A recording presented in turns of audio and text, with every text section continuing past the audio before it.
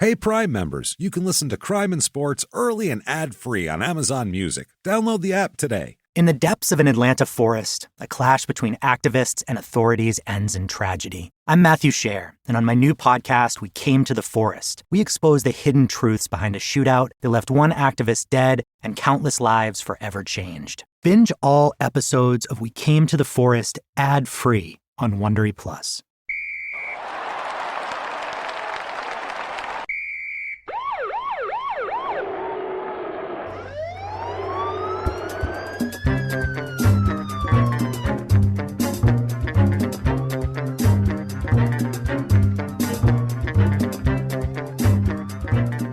Welcome back to Crime and Sports. Yay! Yay! My name is James Petrogallo. I'm here with my co-host. I am Jimmy Wisman. Boy, we are beyond pumped for tonight. Yeah. Tonight we have a twisted tale with murder and everything else. It's a wild one tonight. But before we get into that, just want to thank everyone for their iTunes reviews this week. Huge stuff. It's crazy. You guys came through again, huge. You're really helping us out. These things, it's so weird because you wouldn't think you'd say, "Oh, iTunes reviews. Right. Who cares? What's that matter? What do they just want us to stroke their ego?" No. Not at all. We don't care. That's why we say just say you're following instructions, following directions. Yeah. You don't have to say some fluffy thing. No. Just give us the 5 stars. It helps us on the business end. It helps you rise up the charts, which gives you all sorts of other benefits from that. Business-wise, it is what you do to help a podcast. It's huge, and thank you guys who have done that. If you have not done that, please get on iTunes. Like we said, 5 stars, say you're following instructions, following directions. It does not matter if that's not enough for you. Yeah. Those people, some people are like, it's not enough. Some people need more. Yeah, they're like, this gets me through my day in my cubicle. Right. This gets me through my commute, my jogging, my workout, whatever it is. I need to do more. You can do more. There's a possibility. It's possible. You can go on patreon.com/crimeinsports, and you can make a donation there. There's some cool rewards. If you don't want to do that, you want to make a one-time donation, that's cool too. You can do it at PayPal using our email, which is crimeinsports@gmail.com. That is our PayPal there. You can do that. And that would be from the bottom of our hearts. Every dime we get is very, very, very appreciated because if you've heard from our veiled our veiled references, we definitely don't make as much money as we probably should be off of this thing at all, and that has nothing to do with you guys. No.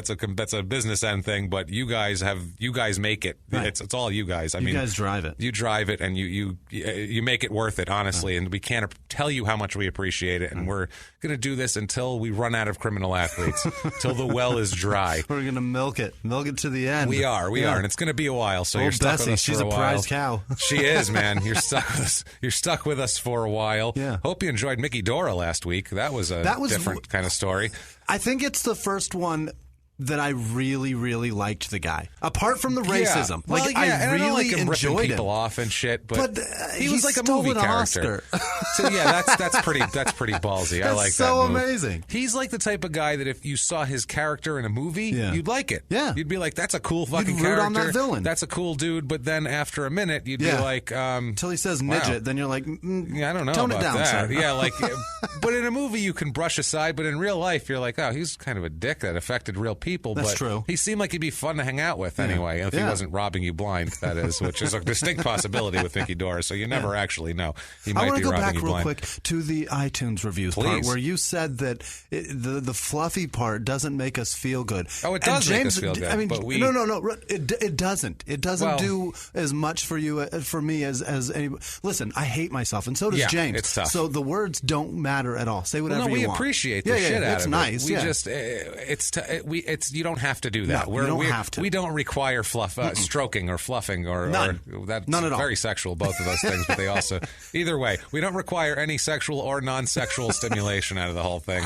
It just really helps us out. And if you appreciate the show and you like the show, that's what you can do for us. Say that. I like Mickey Dora. Say whatever you want. Racism. It doesn't, Say you don't like that at all. You don't like the his swastika drawings were really obnoxious. Yeah, spray painting a swastika on your surfboard's a bit aggressive, I think, for the beach. Yeah. But, for the Kansasans out there with their goddamn pasty kids on the beach. They're like, why is that guy got a swastika? I don't know. He's nuts. But without further ado, don't give him a dime. We have don't give him any money. Don't go to that GoFundMe thing for the website. That's ridiculous. We have a completely different story tonight. Right. Just absolutely night and day story, which is what we try to do here.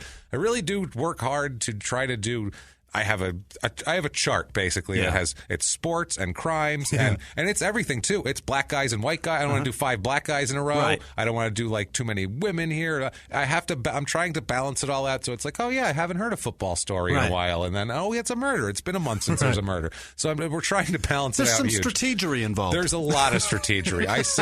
I'm like, somebody tweeted one time a picture of Charlie from Always Sunny in front of the wall with like pictures and strings to them and stuff, and he's looking like crazy. His hair's messed up, and like, this is how I picture you doing shit. Like, yes, that's exactly me. it. That's pretty much it. I have like an 8-foot whiteboard in my house now. Yeah, it's taken over. This is fucking ridiculous, guys, but thank you. It doesn't matter. Can't wait for tonight's episode on Javaris Crittenton. Oh. Javaris Cortez Crittenton. Cortez is his middle name. It's a good middle name. It's an excellent middle name. Very strong. He's not a junior, luckily for all of us, but he exudes junior activities and junior attributes. All the behaviors of a junior, I will say. Without that little tag on the end. Definitely. He's an NBA player, first of all, if you don't know who he is. And man, is this a twisted-ass story. It's wild, and just watch a man spin out of control. Yeah. Grace it's such a nice... It's such a nice trip to Grace, and then a hard fall, like the rug ripped out. Good. The ground falls out. Good. It's like a cartoon character who's running off a mountain and then looks down and realizes, oh shit, there's nothing Holds beneath up the yikes sign. and then falls. That's Javaris Crittenton. Great. He's born December 31st, 1987. He's a New Year's baby. He's so young. So young. He really is. Oh, my He's God. extremely young. Yeah. That's insane. He's only 30 now. That's 30 years now. Yeah, not today. even. He's 29 today. Yeah. He's not even 30. Oh, you're right. Yeah. Wow. That's crazy. He's so young. He's so young. He's raised in a shit neighborhood in Atlanta. He's from a dumpy area, but you wouldn't know it by his upbringing. Really? Everybody said he never seemed affected by his environment at all when it came to that stuff. He was very closely monitored by the women in his family. He was raised by 4 women. His mother, Sonia Dixon, gave birth to him when she was only in junior high school. What? That's what we're doing. 14 years old or 13 maybe? 13, yeah. That's the type of deal where, so I mean, he has all the makings of this being a disaster from start to finish. And he made it to the pros. He was an NBA player. Which we see happening, but I mean, this has all the makings of, arrested all through his teen years, and we've covered a ton of stories like this where it's like, oh, punching my God. doors when they're 8. Yeah, they're punching doors, they're doing this, or Alvin Robertson, or these guys, or he actually wasn't. It was Darryl alums had a problem from the beginning. All these guys have problems from the very beginning. This is not one of them. child, hiding behind a toilet. Yeah. Just so many terrible things as a child. Awful. Tommy Morrison's mother's a prostitute. Yeah. We've had like 3 different people whose mothers are hilarious. prostitutes. I mean, that's where we're dealing with these sometimes with crime and sports, but not particularly here. Sonia Dixon, his mother, was raised by Sonia, his grandmother, Sonia's mother, her grandmother, so his great-grandmother, and an aunt. I guess they all lived in the house together. But I mean, great grandma's like, I don't know, 37. Yeah, she's that's what I mean. Yeah, she's like 37. Yeah. she hasn't even retired yet. Not even close. That's bananas. Are you kidding me? Yeah, if the mother's 13, the daughter's probably 33, the great-grandmother's in her early 50s. Yeah, that's so crazy. Insane. So these 4 young women, we'll call them, like all of them, even the great-grandmother. I never thought I'd call a great-grandmother this young lady here, but this works. Here we are. So he's raised by these 4 young ladies, all in the same house, and apparently they shielded him from a lot of the bad shit that went on outside the house and in the neighborhood. And what town is this? Atlanta. This is Atlanta, Georgia. Yeah. Atlanta, Georgia, so big city. Hot Atlanta, big city, sticky, nasty. The weather is horrible down there. It's the worst. I hate the South weather. I don't like humidity. And it's cold in the winter, too. Hey, great. Yeah, that's crazy. You can get a sunburn and die of heat exhaustion in the summer. The thing is, in the summer, it's extra hot now, and it's sticky, and it's really bad. But you bear that because in the winter, it gets cold. Right. You bear that because in the winter, you're going to slide off the damn road. It's like, wow, thanks a lot. At least here, it's in Phoenix. It's 110 degrees all summer, and we're suffering through that now. Right. But then it gets cool and decent in the spring and the summer. And then you got the 70s and 80s in the winter. Yeah. Not now. Right. So everybody said he's a nice kid. Everybody, friends, his teachers, coaches, when he gets into coaching, teammates, all describe him as intelligent, thoughtful, generous, well-mannered. Nice kid. You learned that from a 50-year-old great-grandmother. Yes. You'd be a nice kid. Nice kid, they all say. Nice kid. Now, he's very hyper also. He's rambunctious. Yeah. He's just got a lot of energy. He's an 8-year-old that they're trying to keep in the house and off the streets. So he's an 8-year-old with energy that 50-year-olds can't keep up with. No, he's going to be bouncing off the walls, especially if you don't just let him go run around. Go outside and go out in the streets, they're protecting him, so he gets, cabin fever. You know what I mean? So his mother, Sonia, is looking for a place when he's about 8 years old to take him. Like, what can I do? So she finds a program. She's told about a basketball program. Okay. It's at the Adamsville Recreational Center, which is a really almost said reparations. Reparations Center. Jesus. Which, maybe that's part of it. Maybe that's what it really is. That would be good. Yeah. You get recreation and reparation. And you go home very happy. Nice, yeah. You go home extremely happy. You go home with money in your pocket, some land, and an exercise. You could use a shower. You got a good sweat in. It's pretty good. So she takes him there. It's right by their area. It's the Cleveland Avenue area. It's southeast Atlanta is where he grows up, on Cleveland Avenue, which is apparently, like I said, a terrible area. Yeah. The recreation center is just about 10, 15-minute drive, so it's a quick thing. She can take him there, and it's a good thing. There's a guy who ran this program named Tommy Slaughter, but we just call him PJ. Everybody calls him PJ. What? I have no idea Tommy how Slaughter. PJ We'll call him PJ. came what? And Tommy Slaughter. His name's Slaughter. That's terrifying. That's a cool name. You call him call him Sergeant Slaughter, the wrestler. Call him Slots. But they went with PJ. PJ. So maybe he doesn't want to be. That makes sense. He doesn't want to be terrifying because he's good with the kids. He's a real energetic guy, bunch of gold teeth, that sort of guy. He's like a guy that the kids looked up to that still looked kind of hood. He wasn't a guy getting out like, I can't identify with this guy. He's in Dockers and that sort of thing. He still looked real hood, but he was like a responsible adult. But he could manage. I think there's something great behind PJ though. There has to be. Now PJ's a good dude. No, I mean that name. There's got to be a great story. Something there's else. A great story behind that. Like Pussy Jammer or something. Pussy Jammer is something horrible. It's something penis javelin. Something really good. I think is behind that. Penis javelin. That's something you could be proud of. They call me penis javelin. Be like, wow, really? But I can't say that in front of 8-year-olds, so I'm PJ. I'm PJ. You don't say anything. So, don't call me Tommy Slaughter though, because that ain't gonna. Right. So he would pull up and he's got an SUV and he'd have his Beats bumping out of the window, and the kids were like, "Hey, everybody's here." They all loved him. He would practice with the kids. He'd show them how to do things, fundamentals. He was big on fundamentals, big on defense, big on all that sort of thing. Everybody had to play what they called the PJ way, which was good fundamental basketball, and he taught the kids how to do shit the right way. He didn't just give them a ball and say, go run around and knock into each other. He's like, you're not, move your feet better. Slow down. So, you got it's good. You sidestep. Yeah. And put your hands up. Get tall. Get tall. Yeah, exactly. Get wide, get tall. Javaris, through all this, he's starting to, his basketball ability, people are starting to notice even at a young age. Really? Even 8 to 10, they're going, this kid can play, and he's getting tall, and this might not be too bad. Yeah. So he starts, word gets to a guy named Wallace Prather Jr., who's known as the godfather of Atlanta hoops. That's a silver-haired, middle-aged white man. Okay. He's not white, I don't think, but we'll call he's a junior, though. He's a junior. He's a junior silver-haired, middle-aged That's what I mean. Both. Wow. He's both. That's trouble. That's trouble. They describe him as, quote, a quiet but stern man with sharp eyes and a graying goatee that saw the development of the entire area. That sounds like a plantation owner. That's what that sounds like. He's quiet but stern. He's fair, but he's tough. Sounds like Black Colonel Sanders. Yeah, it's very strange. So that's the guy who finds him.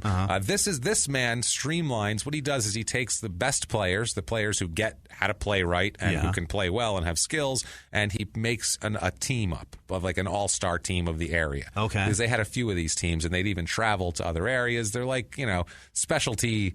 LeBron James was on one of these teams we'll talk about. They played against LeBron James. Yeah, actually, because this is the same. He played against LeBron? He played against LeBron when they were both in high school in a big tournament game. So I have details of that. Basketball, bad news bears, but they're good. They're good, yeah. They're called the Atlanta Celtics. I don't know why you'd call them the Celtics, but whatever. I guess they were all different teams. Go with the Junior Hawks. The Junior Hawks would be better, yeah.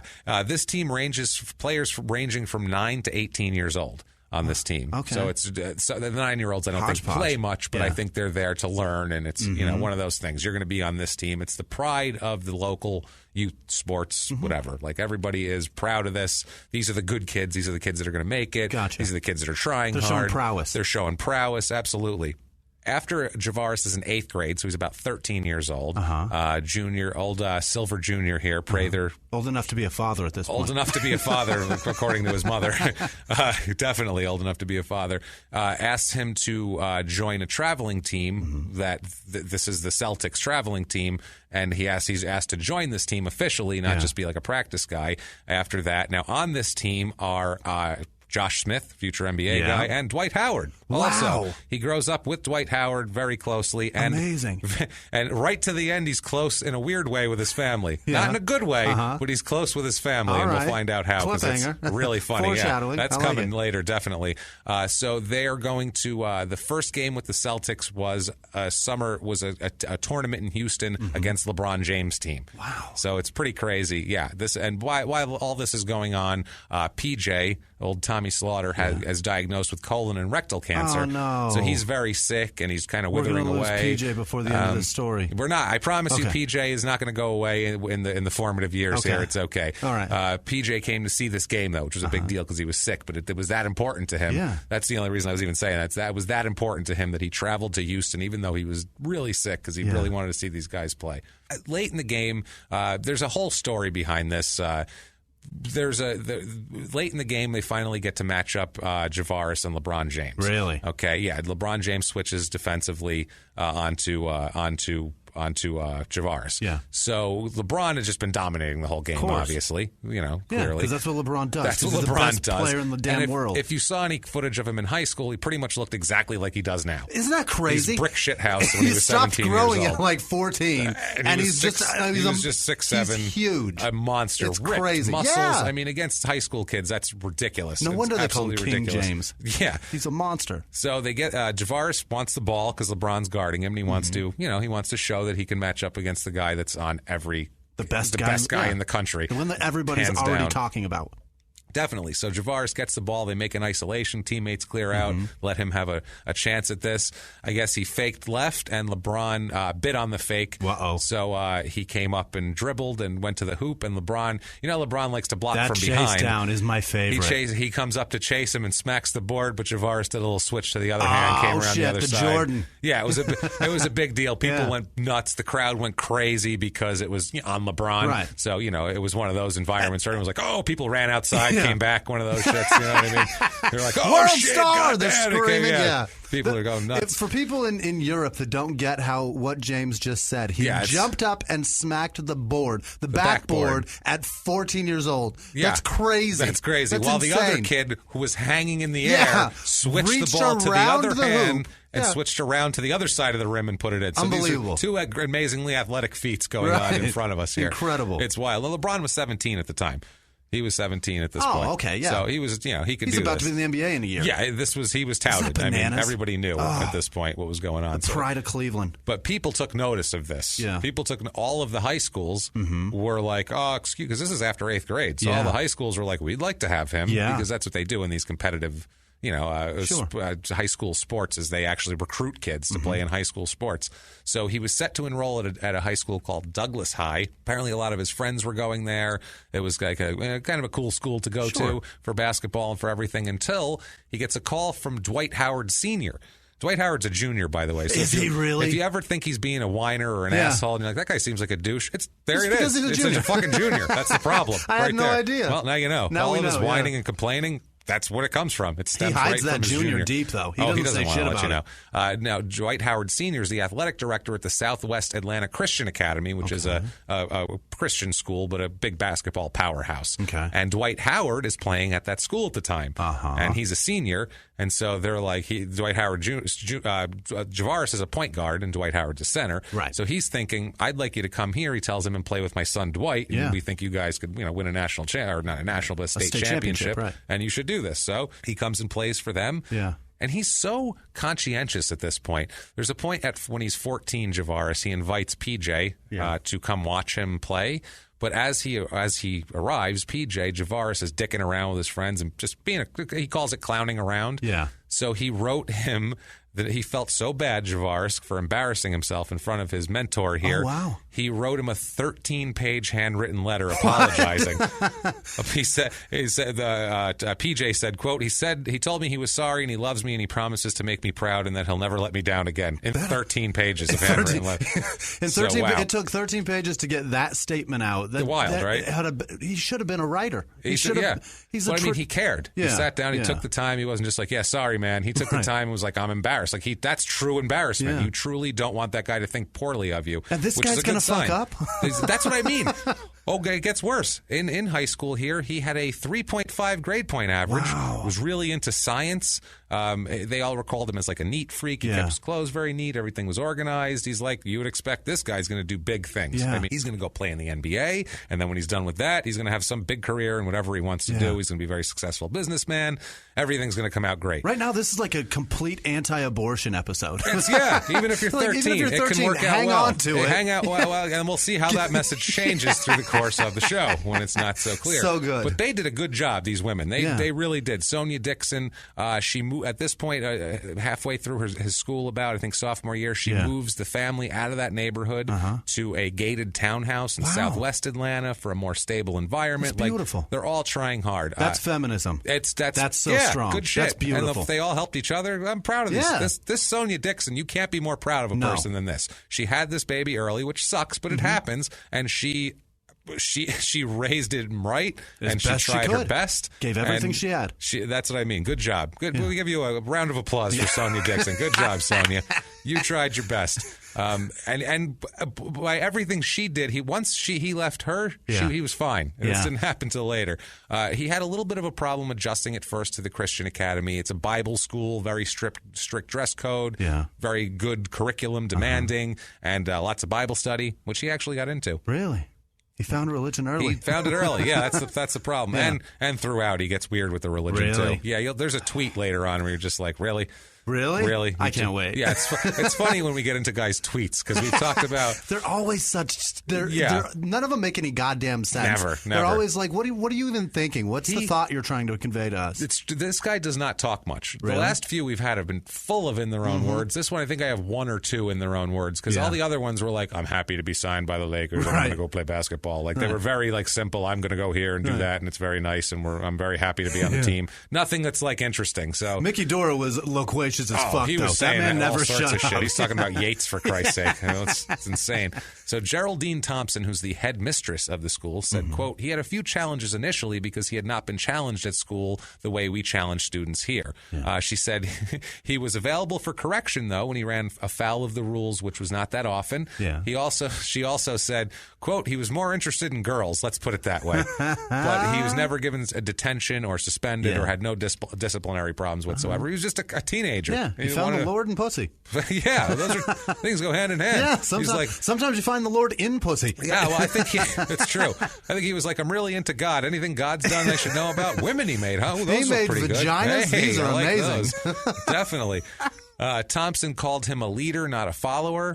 Said that he would encourage younger students to be stronger academically and would try to help them and tutor them and shit like that. He's a leader. Sometimes he got a little crazy on the court. They said he had a lot of passion and anger on the court, which is normal, and you want that out of people. They said, quote, but we had to straighten him up because he would get pulled off otherwise. We tried to teach our students not to go off kilter, so they're trying to teach him to control his rage and do all of that shit. He is the class president.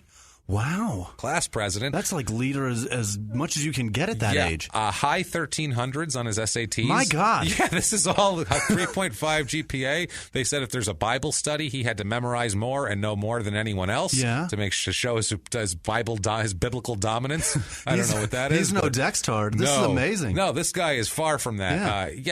They won 2 state championships in high school. One of them, the first one, was with Dwight Howard. Like I said, as a junior in high school, on the floor, he averaged 28.4 points a game, 7.5 assists, 8.2 rebounds. That's great. Yeah, high school games are like 41 to 38, so that's pretty goddamn impressive. Did he sign his letter of intent with like a quill and an ink I know, right? Yeah, with a monocle on. He took it off. This He's kid like, hold on, great. wait a moment. It's wild. He led Southwest Atlanta to the State 8 finals, the whole deal. As a senior, he averaged 29 points, 9 assists, and 7 rebounds. Jesus, of the 40, he's got even better. 2/3 of it. Yeah, on the way to winning another state champion. He's a senior year. He's McDonald's All-American. All right. Which that's where they kind of just that's basically going to be like, okay, what's the top half of the first round of the NBA draft going to look like next year? That's what that is. It's ridiculous. He's also named Mr. Georgia Basketball, which is a huge deal. Oh, by the way, he's also in the Future Business Leaders of America. What? And the Senior Beta Club. This kid. So he's absolutely doing fantastic. Sonia, you are a princess. You've raised such a great kid. Yeah, good job. And it's all about to go wrong. It's got to. Why the fuck else would we be covering him? On June 17th, 2005, Wallace Prather Jr., who Silver Jr. over here, died of a heart attack stepping out of the shower, he was 51 years old. That was a big deal to him. That hurt him a lot, and he went out in a tournament right after he died and absolutely dominated this game. Just absolutely played it for him. It was an all-star game, and he just absolutely blew people out of the water. They said he was playing like he was possessed. Yeah, they were like he was 10 years older than everyone else. It looked like winning just one aggressively. Yeah, and he was getting mad at people for not playing hard and things like. In an all-star game, they were like, "Dude, we're just playing." He's like, "No, you got to play some defense." This is scrimmage, bro. Yeah, they said he was diving for loose balls and he was the all-star game. Yeah, he was playing like this guy would have wanted him to play. Wow. He felt a desire to do that. Yeah. By the end of his senior year, he's one of the top players in the country. Jesus. By far, one of the top players in the country too. He was the number one player in the state of Georgia. He was the number one rated point guard in the entire country, and the number 7 prospect in the entire country. Wow, going into you number 7 out of everybody. Out of everybody. Everybody that touches a basketball and considers themselves playing seriously, he's number 7 out of all of it. Yeah, that's crazy. Absolutely, and people loved him. They said, "quote He was the symbol for the original Atlanta area. He was the backbone, and the entire city was behind him." Jesus. So, people wanted him to go do well. He's the LeBron of Atlanta. He's the LeBron of Atlanta, yes, and it does not turn out quite that way. Also, in high school, he broke Dwight Howard's career scoring record there, too. So that's a big deal. Yeah, he's outscored a guy who was 6'11" and muscled that's up what I was just in high about school. to say. The center who's just essentially dropping the ball in. He's 6'5", playing point guard. So he's distributing and still does that. Gorgeous. For college, he decides not going to do the recrecruiting process. Not going to go to all these colleges. Not going to visit a whole bunch of shit. Have a bunch of people kiss my ass. Not going to do the whole thing. He said he never even thought of leaving Atlanta. He's going to Georgia Tech. Wow. Doesn't give a shit. Doesn't even look anywhere. He can go anywhere he wants. Who does he think he is, LeBron?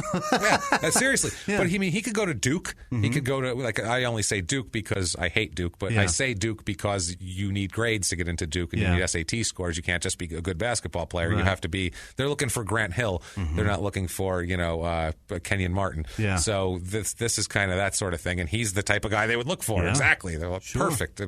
Class president and everything, for Christ's sake. He's doing politics, this fucking kid. In a town that created cigarettes. Yeah, telling you. So here he is anyway. He's doing that. In college, he has a great, right away in college, he because he's only plays 1 year in college. They don't do anymore. We've done a lot of guys. They do play 3 years. They play 4 years in college. None of this shit anymore. No need. By the 2000s, we're doing one and dones, and he's one of them. But in that year, he leads Georgia Tech Yellow Jackets to the NCAA tournament, and has a great time doing it too. We'll talk about his stats a little in a second. We have a quote from a guy named Jared Jack, and he's going to come back later. Jared Jack was the previous Georgia Tech point guard when Javaris was coming in. He said that Javaris, quote, always was a hardworking kid, really, really athletic, physically a lot bigger and stronger and faster than a lot of the high school kids he played against. That's what he says about him, and he says he's a good kid, and we have a great quote from him later, too. You're damn right he's a good kid. That's an understatement, sir. Yeah. When were you a part of the future business leaders of America, you fucker? He's not in prison now, so we're going to give him the benefit of the doubt here for a minute. He might have... But back then, that's an understatement. Fine. But right now, I think he's doing all right for himself. I think he probably lives in a house, like a family maybe, something like that. In a house. In a house, At that least sort of he's thing. in a house. Yeah, he was a team leader, Crittenton, right away in his freshman year, which is odd. The coach, Paul Hewitt, urged him to take over a leadership role, and because he was playing really well in a bunch of games that he let him play in February of 2007. So he's like, why don't you try to step it up a little bit? On February 13th, he scores 29 points, which is a career high for him in college, which is huge against Florida State. He leads them to a 20-12 record. They go to the NCAA tournament.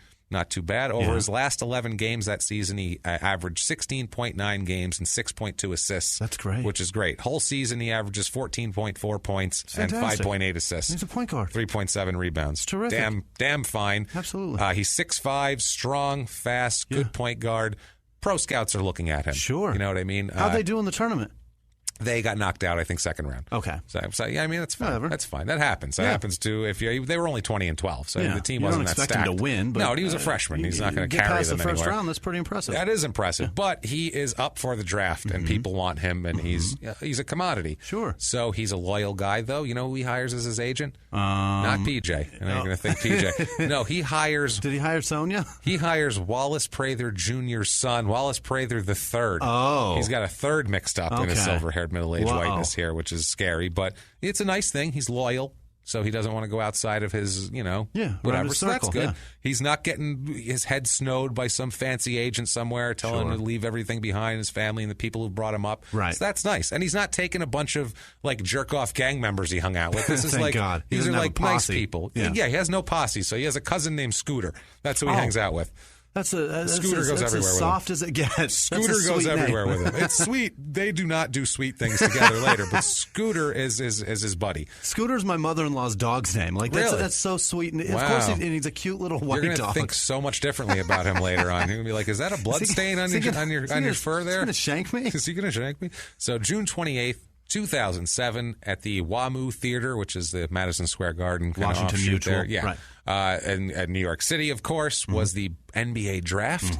This is the draft too changes as we've talked about guys who've been drafted in 1979, and it was in a smoky room with a bunch of people, just writing shit down and like it's just changing pieces of paper. I drafted this guy, you grabbed that guy. It's like a fantasy draft. Yeah, that's kind of what it was before. Now it's on television in 115 countries. Is it really? Yeah, the draft was on 115 countries. The world likes the NBA. Yeah. The NBA is a popular world game. They love it in Asia. They love it. Philippines made their own. Everybody, there's basketball leagues all through everywhere.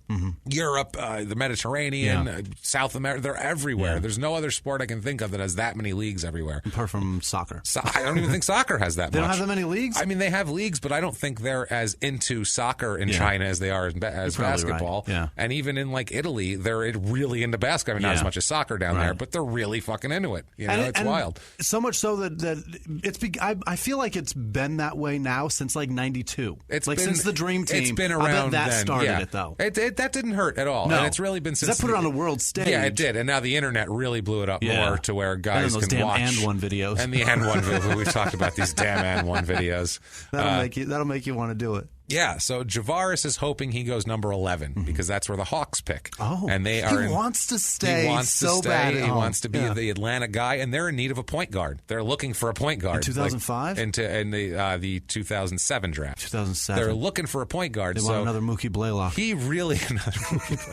So he really wants to go. He's like, this is perfect. 11th pick comes. They're all like, it's going to happen, and they select AC Law from Texas A&M. Ouch. So that does not happen. Who? I don't know. I don't even think he plays in there anymore. No, he doesn't. No. This was the draft. Greg Oden went number 1, who's just a tragic center with awful knees who never got to play because he was so injured. Where did he go to? Portland? He went to Portland originally, and then kicked around and never played. Sad. So sad. Kevin Durant's the number 2 pick, who's playing in the finals currently. He's about to win himself a championship. About to get himself a ring. Sweeping LeBron. Al Horford, number 3. He's great, too. Yeah, a lot of guys. Brendan Wright, Joakim Noah's in that draft. Number 16, you could have had Nick Young. Who cares? I don't want him at all. Could have had him.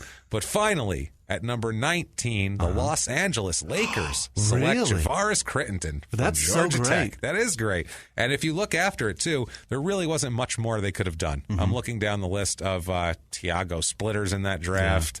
I mean, it's not a real deep. It's not a real deep draft at all. It really isn't. They're all the way down to the last guy in the draft. Number 59 pick overall, second to last in the second round his name is DJ Strawberry. No idea who that is. I don't either, but I really want to see a guy named DJ Strawberry play in the league. He's actually he's probably using his real name as a nightclub DJ somewhere. Probably, yeah, exactly. So that's a pretty solid name. You don't even have to change anything. He was picked by the Suns too. Really? Maybe he's related to Daryl.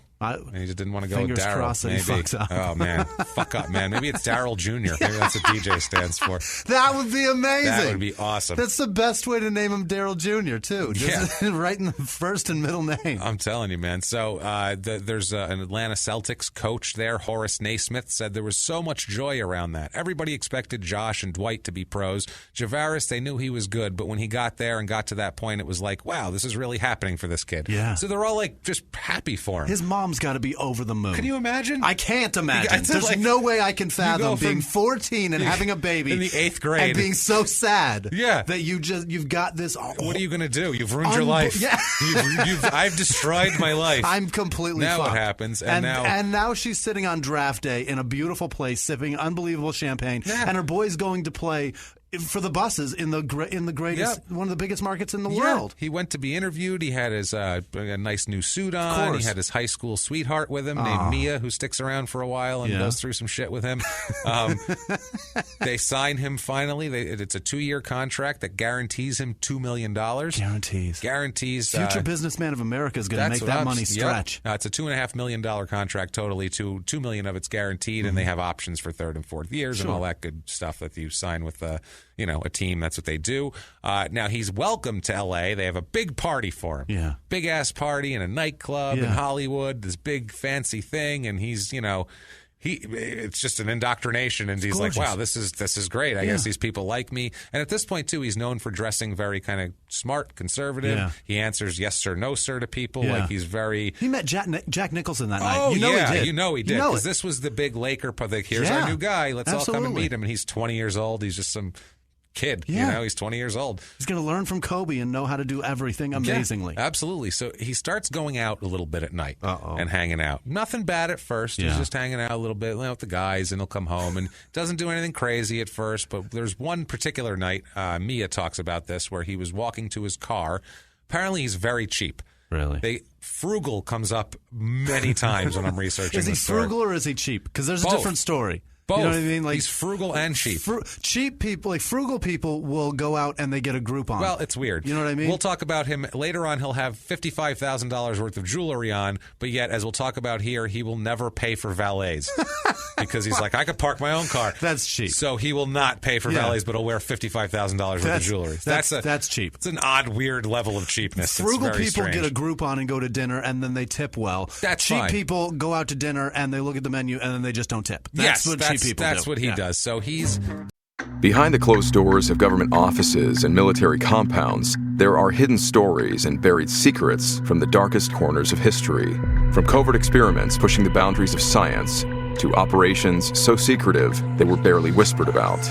Each week, on Redacted, Declassified Mysteries, we pull back the curtain on these hidden histories. 100% true and verifiable stories that expose the shadowy underbelly of power. Consider Operation Paperclip, where former Nazi scientists were brought to America after World War II, not as prisoners, but as assets to advance U.S. intelligence during the Cold War.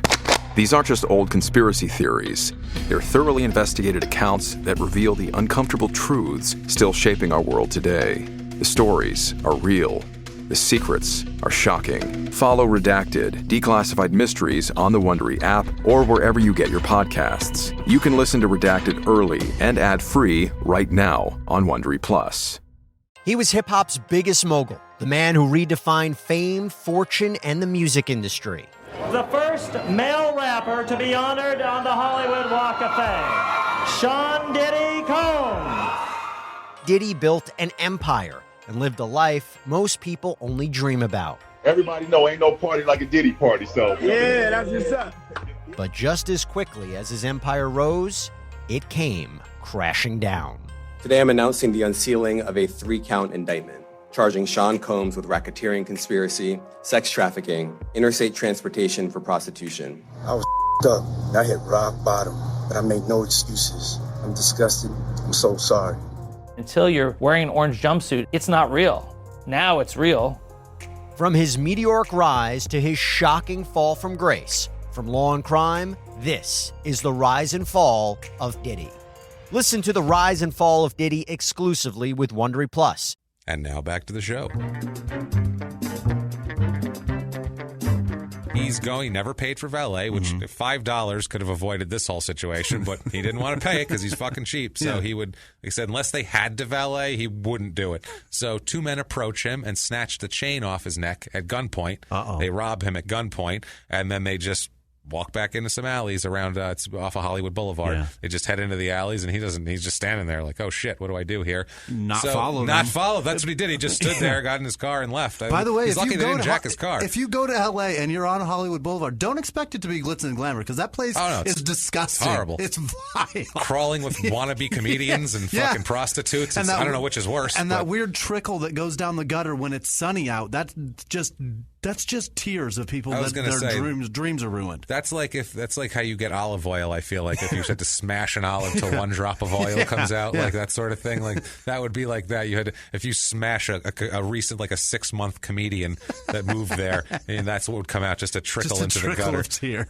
Yeah, that's his soul leaking out. That's what it is. It's his soul. All that shit trickling down the gutter. That's just souls. That's like actor soul, comic souls, writer souls. LA's disgusting. Souls. Yeah, prostitutes whose souls are old from a long time ago. They're all just gone. Expect to be robbed if you're on Hollywood Boulevard. Yeah, it'll happen. That's happening eventually. Yeah. So he decided to not go out much anymore. He stopped. Like this, like kind of shook him up a little bit. He didn't really go out anymore. Started just trying to get into basketball. Just trying to be a good basketball player. Concentrate on his skills. Come home at night. Not fuck around.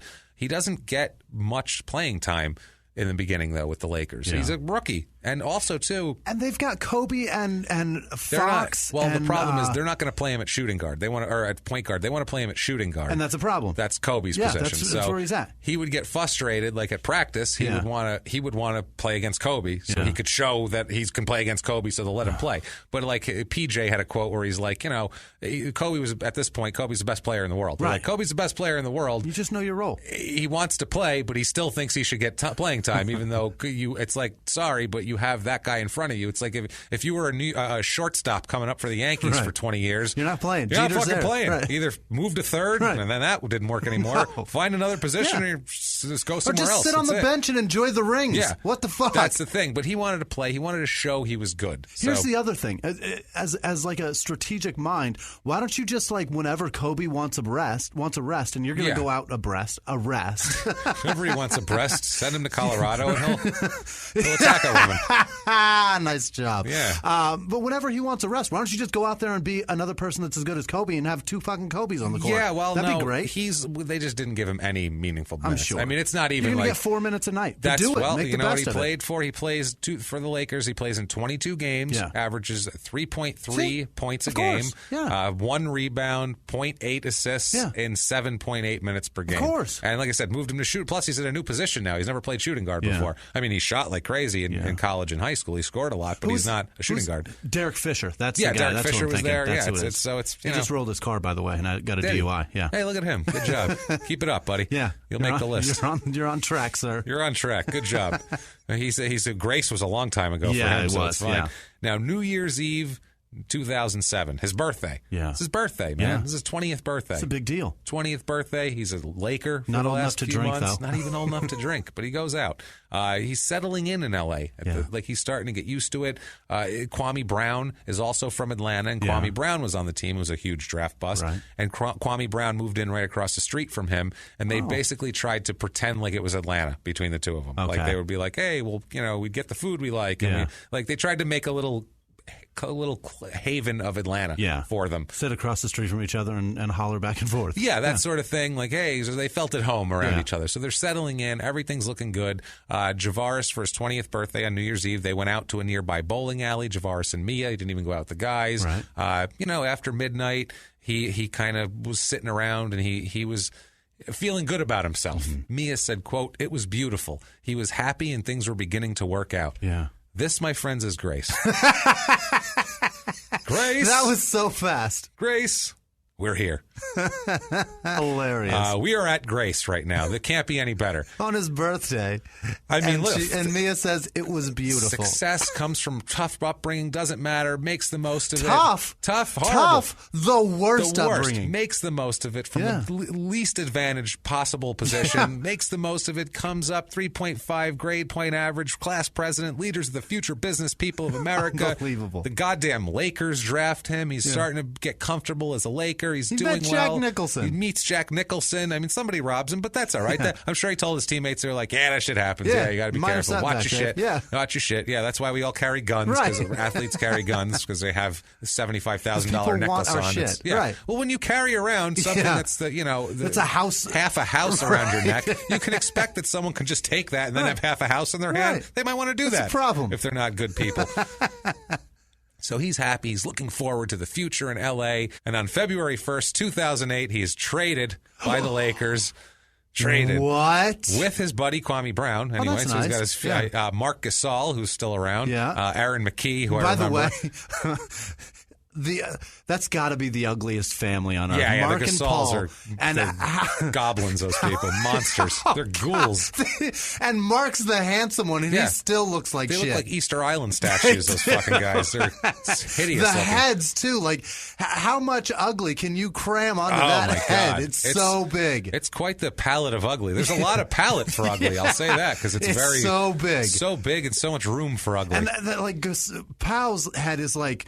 It's like almost like somebody tried to shrink it. Yeah, they're like, it's too much ugly. Just too much, man. Push it down. Shit, it won't go. Just keep going. Stomp on it. Really jump up and down. Come on. Put some cleats on. Give that a shot. Throw your elbow into it. Come on, man. So this is funny who he's traded for. It's Javaris, Kwame Brown, Mark Gasol, Aaron McKee, and a first-round draft pick in 2008, which was later Dante Green. This is for and a 2010 draft pick. Anyway, they trade him to the Grizzlies. They trade all this shit to the Grizzlies for Pau Gasol. Oh, the other I was going to say son they of a got bitch. you. Yes, they did it for that, and a 2010 second-round draft pick, which is basically a pack of gum that's been left in the car for the last 6 months. It doesn't matter. Second round draft pick. As much as it would be like depressing to be the handsome guy of those two, like then you're traded with a ton of other garbage for just him, for just his ugliness. Just him. Me and 3 other guys and a couple of draft picks are as good as my brother. Thanks, Dick.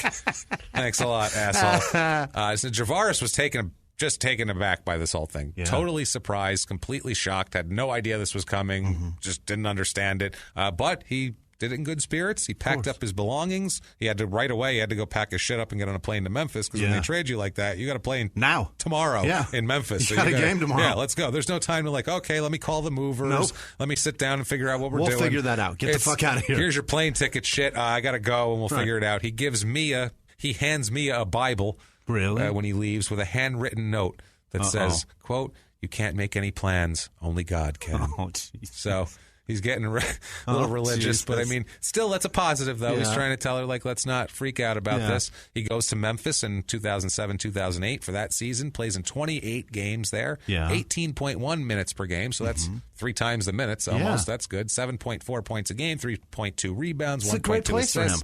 Not bad. And he's close to home. He's close to home. Yeah, you can go down there. He should be thrilled about this. It's not terrible for him. He makes also, too, this will soften the blow a bit. For his rookie year of playing with the Lakers in Memphis, he made $1,285,200. You bet. So, hey, also, too, I'll play in fucking Bangladesh for that kind of money Here's right the now. thing, too, though. In L.A., that money doesn't go near as far as it does in Memphis, Tennessee. Yeah, it's in Memphis. Holy That's a completely different deal, man. You can buy so much in Memphis with that. He just put, upped his salary by a third by getting to Memphis. Honestly, between the cost of living and taxes and everything else, who the fuck wants to live in Memphis? The no Grizzlies, offense, Memphis, but I've been there. It's fucking dumpy. It's a great place to visit and eat food and shit, but if you want to live there, you're fucking cool high. It's historic. That's terrific nice, and all, but I'm not living in that place. Your weather still sucks. Your weather sucks. It's dangerous as fuck. It's a dump. Fix your shit. Yeah. Fix it. That pyramid isn't going to. Come on now. That pyramid. That was in Arkansas, but that pyramid isn't going to draw. That's just on the other side of the border. Yeah, that pyramid isn't going to draw it in. I'll just say that. It's not enough. Sorry, guys. You drive by and you're like, hey, there's that pyramid in Memphis. You know where else they have one? Vegas. A lot better than Memphis. They do. And also Egypt, which is also similar to Memphis, it's we'll true. say. Yeah, similar climate. Equal. I think it's equal in danger, too, at this point.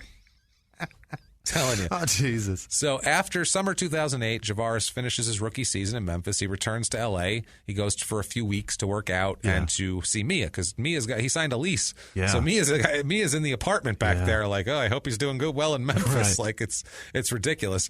So he goes out one night at a club and he's introduced there's a bunch of Atlanta people there. And so he's introduced through a guy he knows from Atlanta that's in this little circle to an Atlanta-based rapper whose mother was from L.A. and he had just come out to L.A. to be a rapper. Yeah. His name was Dalla. Okay. Dolla? Yeah, of course it is. Yeah. I don't know who Dalla is. I'm not familiar. You'll find out why you've never heard of him in a second. Dalla was his...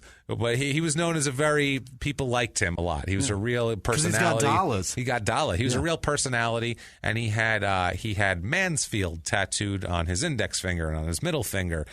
He had done modeling work with Sean John. Really? Yeah, and he also he was in a single with T-Pain that was in the top 100 too. Okay. So he had a little beginnings of a career going on. Yeah. But he's also a gang member. This guy. Mansfield is Mansfield Crips. Okay. And this is a gang over here. It's a weird gang too, because they're like a middle class gang. Okay. Like a comedian, I can't remember who it was. It's some comic I never heard of, but he said that he grew up in this area and said that the best way to describe them is they're gangsters with two parents. Which is a great way to describe it. They're like middle class kids who still are like hardcore gangbangers. It's the weirdest shit ever. Like that guy Papa Doc in 8 Mile that Eminem roasted, and he's just like he's got two parents. People. Yeah. The guy lives at home. His name's Clarence. This isn't a gangster. Exactly. That's kind of what it is here. But these guys, anyway, so Javaris is hanging out with these guys. He's not a big drinker. Mm-hmm. He doesn't go out a lot either after the robbery incident. He doesn't go out a lot. He really doesn't drink a lot. But he likes Dalla, and he likes to hang out with all these. He's not old enough to drink. No, that's the thing. He likes to hang out with all these kind of Atlanta, kind of an Atlanta circle in L.A. Yeah. There's another guy named K-Swiss, whose brother lives in Atlanta and who he knows and he becomes very good friends with. Another guy named Asfa Abibi, who Asfa Abibi is the guy's name. Another guy there who we'll talk to a little later. Hearing you pronounce gangster rapper names is now my personal favorite thing. That's his real name? His name is his name. His name is Asfa Abibi. That's his name. Okay. Yeah, that's his. No, it's not a rapper name. I don't believe that's this his at real. all. What he was. That's his given name. That's Him what and it says. Well, K-Swiss, that is not his name. No, that guy's so clever. He looked at his goddamn shoes for a nickname. Asfa Abibi, though, that is his name as a prisoner in a prison later. Okay. So that's definitely his name. As far as the state of Georgia is concerned, that's his fucking name. So that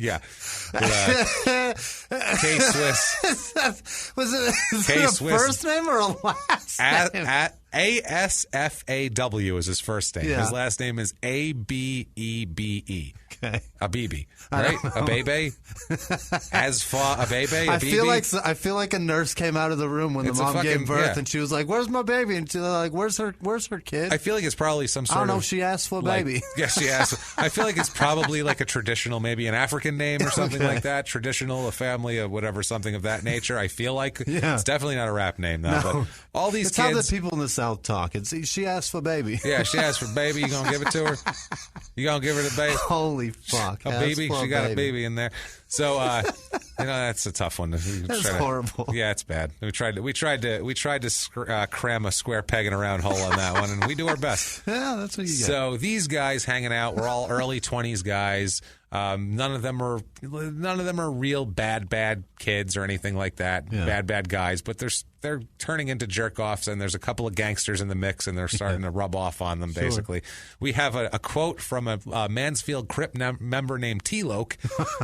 T-Loke is over here. It's so bad. That's a changed name because he gave an interview, so that's his alias gangster name. That's his alias of an alias. He gave T-Loke. Don't know why. I don't know if he chose that or the reporter. It's so depressing though. Like that's the state of rap though. Is look at the names. He's so not a rapper. depressing. This guy's just a gang member. He's just a gangster. This guy's just a gang member. He's not right. Jesus. Yeah, so he's not depressing. a rapper. He's just a gang member. He said, "Quote: Javaris saw the glamour, the way we move. People are attracted to that. That's the powerful part. We got a lot of people associated with us, and they got a lot of genuine love for us, and not on some bully gangster shit. Legitimate, like a family." Okay, that's so. Apparently, Javaris was drawn. Yeah. Let me see if I can translate. Javaris was drawn to the family aspect of our close knit group of friends. That's I what believe it is. That's what he was trying to say. Not some bully gangster otherwise shit. known as some bully gangster shit. Either way, however you want to say that. I don't know. We have a lot of like 50-year-old ladies that listen, so I might have to translate for them. A little bit, yeah. So 2008-2009 season, he's with Memphis for that season. He only plays in 7 games with Memphis that year, 6.3 minutes a game, so that's even worse. 2.7 points a game, 0.9 rebounds, 0.7 assists. Doesn't matter. He's not playing. He's not earning $1 million a year right there. That's not $1 million a year money. They're not using him, so what they do is on December 10th, 2008, he's traded again. Oh, no. So that's twice in a year he's been traded now. This is depressing. This is shaking him up. It's a 3-team deal, which is crazy. He's traded by the Grizzlies to the Wizards. It's a mess here. There's all sorts of shit. It's all draft picks, basically. Okay. It's all draft picks and him and Antonio Daniels. Okay. And it's the Hornets, Wizards, and Grizzlies all kind of make a shit. They make like a shit draft pick soup and they mix it up and they each take a ladleful. Is basically what it is. And somebody got dealt Javaris. Javaris gets poured into the Wizards bowl. That's what he's doing. So he's on the Washington Wizards. And they were so bad then. They were bad, but one good thing is he gets to play. Yeah. That's a shit team, so they need they need bodies. They need bodies and young bodies they want too. So they're like, let's get him on there, see what he's got. So in 2008, 2009 with Washington, he plays in 56 games. That's great. Better, 20.2 minutes a game. That's like you're a bench guy, but you're a 6th, 7th man. You're playing over half the season and over half the minutes in each game. He's doing fine. 5.3 points a game, 2.9 rebounds, 2.6 assists. Okay. So he's filling out the sheet a little bit. Could do a little more with the points, but I don't think that's his role when he goes in there. I think it's just control the ball, that sort of thing. He does also soften the blow again here. He makes $1,381,560. That'll do it. That will make you a little. Like, oh, all right, maybe excitable to play. Amenable. Well, at if least we made $1 million a year to do this, yes. Now I'd on lose May, my shit. So that's going well. On May 18th, 2009, we find out why you've never heard of Dalla, because Dalla, who was completely unarmed, was shot in the back and shoulder in broad daylight in the Beverly Center parking lot by a man he'd had a scuffle with a few days earlier in Atlanta. And this was in California. He got shot by a guy. I think I followed him to fucking L.A. to kill him. He chased him over a scuffle. And 1,400 miles to get him down. And he was found not guilty by self-defense, even though Dalla was shot twice in the back. Twice in the wow. back. And had no gun. Was not armed. Unarmed. That's some L.A. shit there. That's amazing. Okay, that's a good lawyer right there. Let me tell you something. That is a silver-haired, middle-aged white man right there that got him off. Holy fuck. God shot damn. in the back. He shot an unarmed man in the back. A police officer fries for that. Yeah, I really, really badly want to find out this lawyer's name that figured this out, just in case there's ever some shit. I'm going to want to talk to this just guy. To know. Wow, that's worse than OJ. I mean. This guy, he did it. There wasn't even a question. He did it. They just said, self-defense. I know he had no gun and he was walking away, but he thought some nasty shit. He thought he was coming back. Wow. So Washington, the 2009-2010 season, October 2009, he injures his foot. That's the very beginning of the season's October, so he doesn't play in 2009-2010 at all because he's got an injured foot. Yeah. So he's waiting to heal.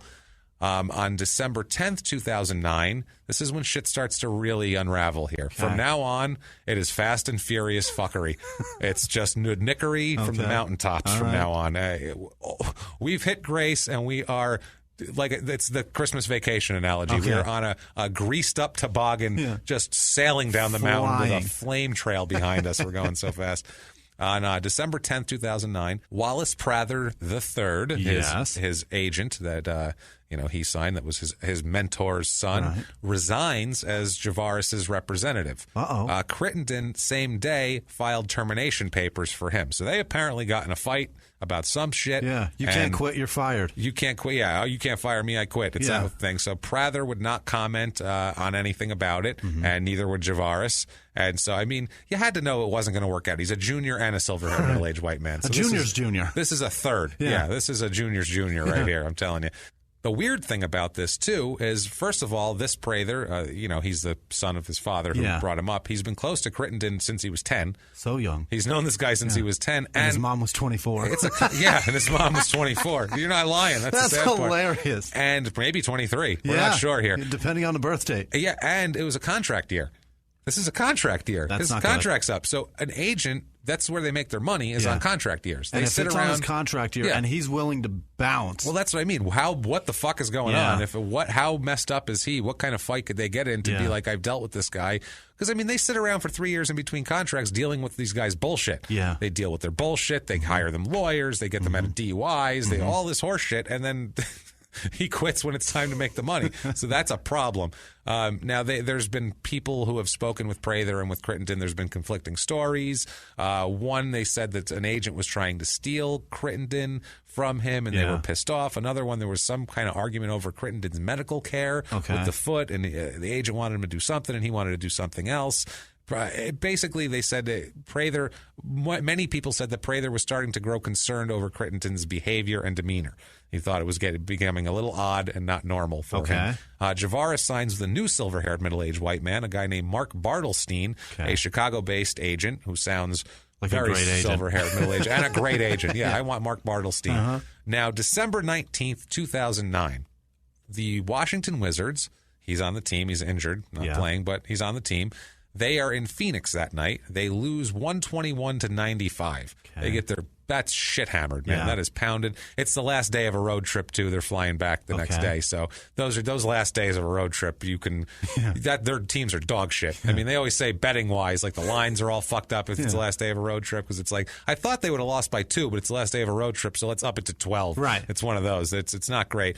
Team is tense after getting their asses kicked like that. That's a good ass kick in there. It's a beating. Yeah, so they're tense. Nash went off. Yeah, that had to be Steve Nash back then. So on the flight home, players are playing cards, and Caron Butler is there. We're going to get a lot of this from Caron Butler because he wrote a book that talks a lot about this shit. Really? Very detailed here.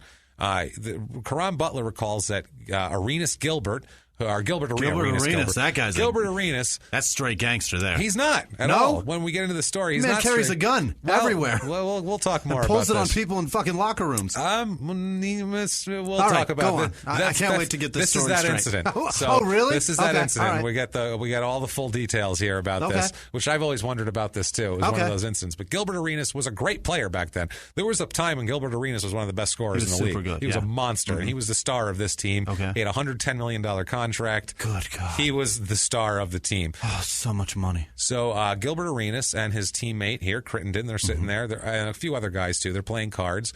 Gilbert Arenas is, personality-wise, he's a very large personality. He dominates he dominates the room type of thing. And he's Javaris, a star. Yeah, and Javaris didn't really like that. Javaris is one of these guys that I feel like if somebody thought they were hot shit, he's like, I'm just as good as you, like that sort of thing. So he didn't care for whatever reason. Maybe it was his upbringing, and up in those leagues, you don't be a hot dog and you don't act like this shit. I don't know. You don't be a tube steak. Know where you came from. You know, don't be a tube steak. Don't be a tube steak from last week. So yeah, you know, there's whatever the hell it is. So they're on the plane. They're playing. Arenas and Crittenden are facing each other. There is a pull-out table. Yeah, it's like one of these private planes. Pull-out table in between them. And Caron Butler was sitting there sleeping. He said his eyes popped open. He was awoken from his slumber when he heard Javaris yell, "Put the money back. Put the fucking money back." He's like, "Oh, what's going on here?" Arenas replied, "I ain't putting shit back.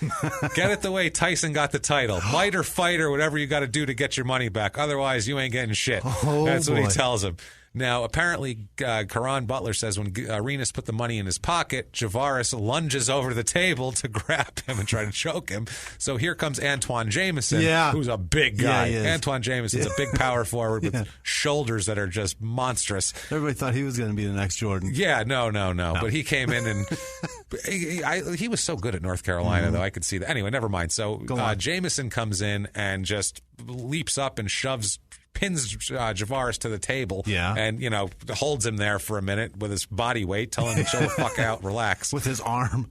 Just arm weight alone. With his giant arm and shoulder. Now, Gilbert Arenas has a slight different story of it. This is Gilbert Arenas' quote on exactly what happened. Oh, boy. And this is him. When he says I, he's talking about him. He says, quote, "Butler and I were asleep, and JaVale McGee, Javaris Crittenden, and Earl Boykins were playing cards. By the time I woke up, Crittenden was balls deep and losing.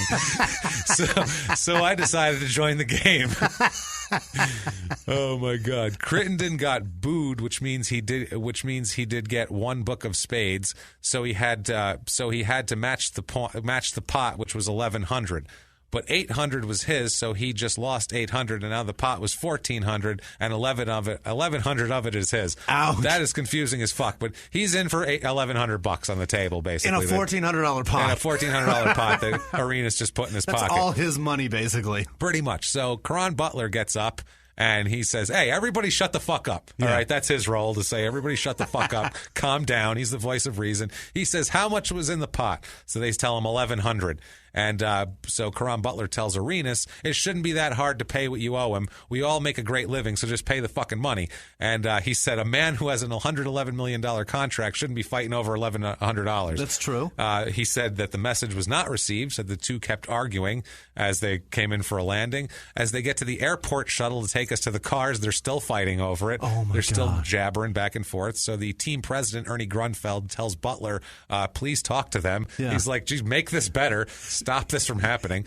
Why is a man that doesn't pay for valet gambling? That's what I'm saying. Why are you doing that? I won't pay for valet. That's $5. But I'll get into a $1,400 card game. That's what I mean. Fucking retarded. It's a cheapness. It's a cheapness of stupid magnitude, and it gets worse. And it's not in a casino. It's just like with your buddies, so you feel like you can just give me that money back. Yeah, fuck that. No, that's bullshit. Yeah. I don't know what. I guess he just jumped in from being asleep and won his money, and he was like, no, I've been losing for hours. No. Ridiculous. Awesome. So Caron Butler said they keep arguing. I tried to keep them apart. I tried to do everything. They're still going at it. Everyone can hear him. They're yelling him. Arenas says to him, I'll see your ass at practice, and you know what I do. And so Javaris replies, what the fuck do you mean you know what I do? So Gilbert Arenas said, I play with guns. So Javaris says, well, I play with guns too. So now they're like threatening, like, I'm going to kick your ass. From give me my money back to I'm going to kick your ass to let's shoot each other now. This has escalated quickly over the course of an airport shuttle. Yeah. This is just going from the airport to their cars. This isn't like on the way. This isn't a long trip. They've settled on a duel already. They're going to duel. Ridiculous. So this is awesome. 2 days goes by. Mm-hmm. Nothing else happens. It's cool. Nothing happens the next day. They have the next day off. Okay. And then December 21st, practice starts at 10 o'clock in the morning. Yeah. So everybody comes in a little early. Caron Butler enters the locker room, and it's a fucking trip of a scene.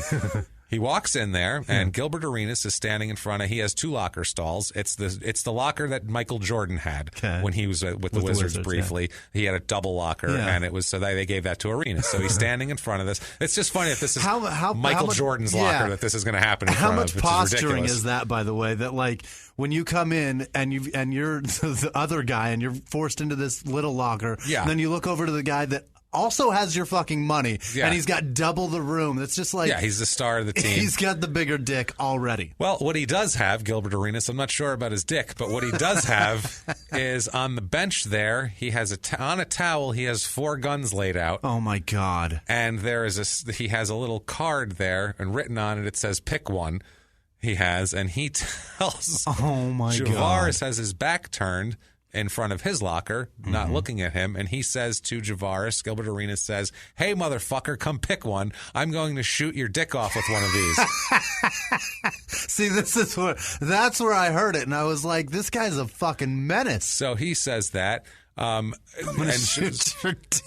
he claims that that's not what he said. Okay. He claims that he had the guns and told Javaris, pick one to shoot me with if you're going to shoot me so much. If you're such a fucking man, you're going to shoot me. Here, pick whatever one you want. I'm right here. Shoot me. That's what Arenas claims that he did. That's not what he said. Okay. So Javaris says, oh, no, you don't need to shoot me with one of those. I've got one right here. Yes. And turns around with a loaded pistol pointing at him. Holy shit. They're not laying on the ground. He didn't say I have one and held it up. He, finger on the trigger, loaded fucking gun, pointed at him like he is Doc Holliday. Holy shit. He says, I've got 2 of them, one for each of you. And he said, I've got one right here. That is straight gangster. That's some gangster shit. I don't need one of those. I brought my own, motherfucker. Oh, by the way, cocked and everything. Wow. Ready to fucking go. Wow. It's ready to go. So other players had been walking in. Turned the fuck around and left. left? They said they're all like, hey, man, joking about, hey, last night we did that. Yeah, that girl was dancing. I know. Why has Javaris got a gun? Shit, and backed out of the room. They were like, what the fuck, man? Yeah. Why is he pointing a gun? There's guns on the thing. Right. This isn't normal. There are far too many guns in this locker room right now. This shit is not fucking normal. So at first they thought it was like a joke. Yeah. And then they realized it wasn't. And they were like, I'm getting the goddamn out of here. They would leave and they would lock the door behind them too. Yeah. Like, let's not tell anyone else not to get in there. Somebody throw some shit in front of that door. Yeah, so Butler stays. Butler, apparently, as he talks about in his book, grew up in a really, really bad neighborhood. He's like, I wasn't really that afraid. He's like, cool, it's Wednesday. Let's do this. He's like, strays would come in the house all the time and shit. Literally, like stray bulls would come through the windows. He's like, I ain't afraid of that shit. So he said, I stayed and I talked to Javaris and told him to calm down. Mm-hmm. He said, I calmly talked to him, told him that his entire career, not to mention his life, would be over if he pulls that trigger. Right. Because everything for you is over if you do that. Be cool.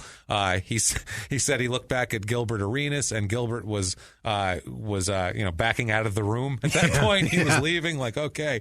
So he was getting out of there. So like I said, I play with guns, not I shoot people with guns. Unreal. Right. So Javaris lowers the gun. And he says, Karan Butler says that as Gilbert Arenas was backing out, he says, I know he was thinking, I went too far. I had a gun pointed at me and it was loaded. Like, fun is fun, but this guy almost shot my ass in the locker room. Somebody calls 911 outside the locker room. Coach Flip Sanders was too scared to even go in the locker room.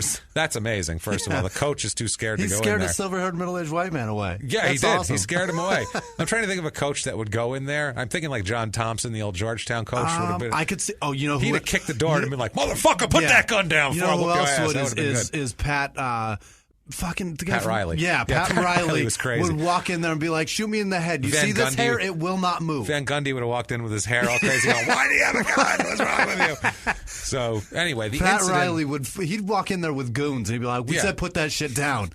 The incident does not become public for a week. Somehow they hid this. This did not leak out of this organization for a week. That's unbelievable. This would have gone down to ticket sellers. This would have disseminated. People at the window would be like, "Do you know what they did now?" Dude, this is amazing and it wasn't that long ago. Yeah, it's only 7 years ago. But TMZ was out. Yeah, that's what I mean. Yeah. And a lot of this is on. That's TMZ, how I heard about it. Yeah, yeah, it's incredible. So after this happens, it's wild. People are like, they don't understand it once it comes out. A guy named David Telep, who's the national recruiting director for Scout.com. Yeah. He's known Crittenden since he was like 13 because they start following these guys around when they're 13 when they're nationally, and when they cross over like LeBron. Yeah. He says, quote, it doesn't match up with the guy. I knew him in high school. He was a kid who kind of always worked for what came to him, and it doesn't make a lot of sense about Javaris, not about Gilbert Arenas. He said, I've never seen Javaris with a gun. To me, it's ludicrous. Yeah. So they're like, I don't understand it. Like one of his teammates said that. He's known him since he was 11. It's like, I don't get what's going on here.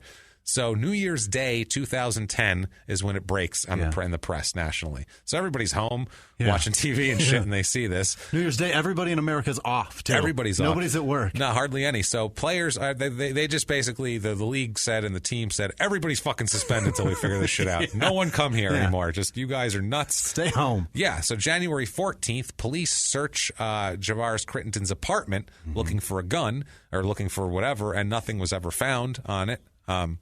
So he borrowed a gun to go confront? Well, he probably ditched it. Yeah. He knew he was smart. He probably ditched it. Arenas, several years later, would have a different take on it, too. Or not a different, but an additional take on it. Several years later, he said that Karan Butler, quote, what he called dry snitched. I don't know what the fuck. He said that Butler hid Crittenden's gun after the incident, which allowed him to escape with a misdemeanor. Oh. He ends up what's happening. Whereas we'll find out Arenas is charged with a felony. Yeah, here he's charged with a felony, which he did have the gun out first. He had 4 of them out first, which is aggressive. It's aggressive. Threat, pick one, bitch. Yeah, that's aggressive. He called him motherfucker, pick one. That's a little much. So Crittenden, on January 15th, 2010, he pleads guilty to misdemeanor gun charge. As part of this plea agreement, prosecutors agree to drop a second misdemeanor charge, and they recommend a sentence of probation. Yeah. The judge in the case agreed with the prosecutor's suggestion. He gets 1 year. Crittenden gets 1 year of unsupervised probation and $1,250 in fines. That's pretty brutal. That's not a lot. That's pretty steep. That's nothing, really. I mean, it's unsupervised probation. So that's basically if you don't get arrested, nothing happens. But does he have to take P-tests or any of that shit? No. It's Nothing? unsupervised. Okay. So unsupervised just means that don't get arrested. Okay. Don't show up on paper and we won't fuck with you. Yeah, you don't have to visit an officer. And he only has to pay a $1,250 fine, whatever. I don't know. It seems steep for somebody that doesn't do shit.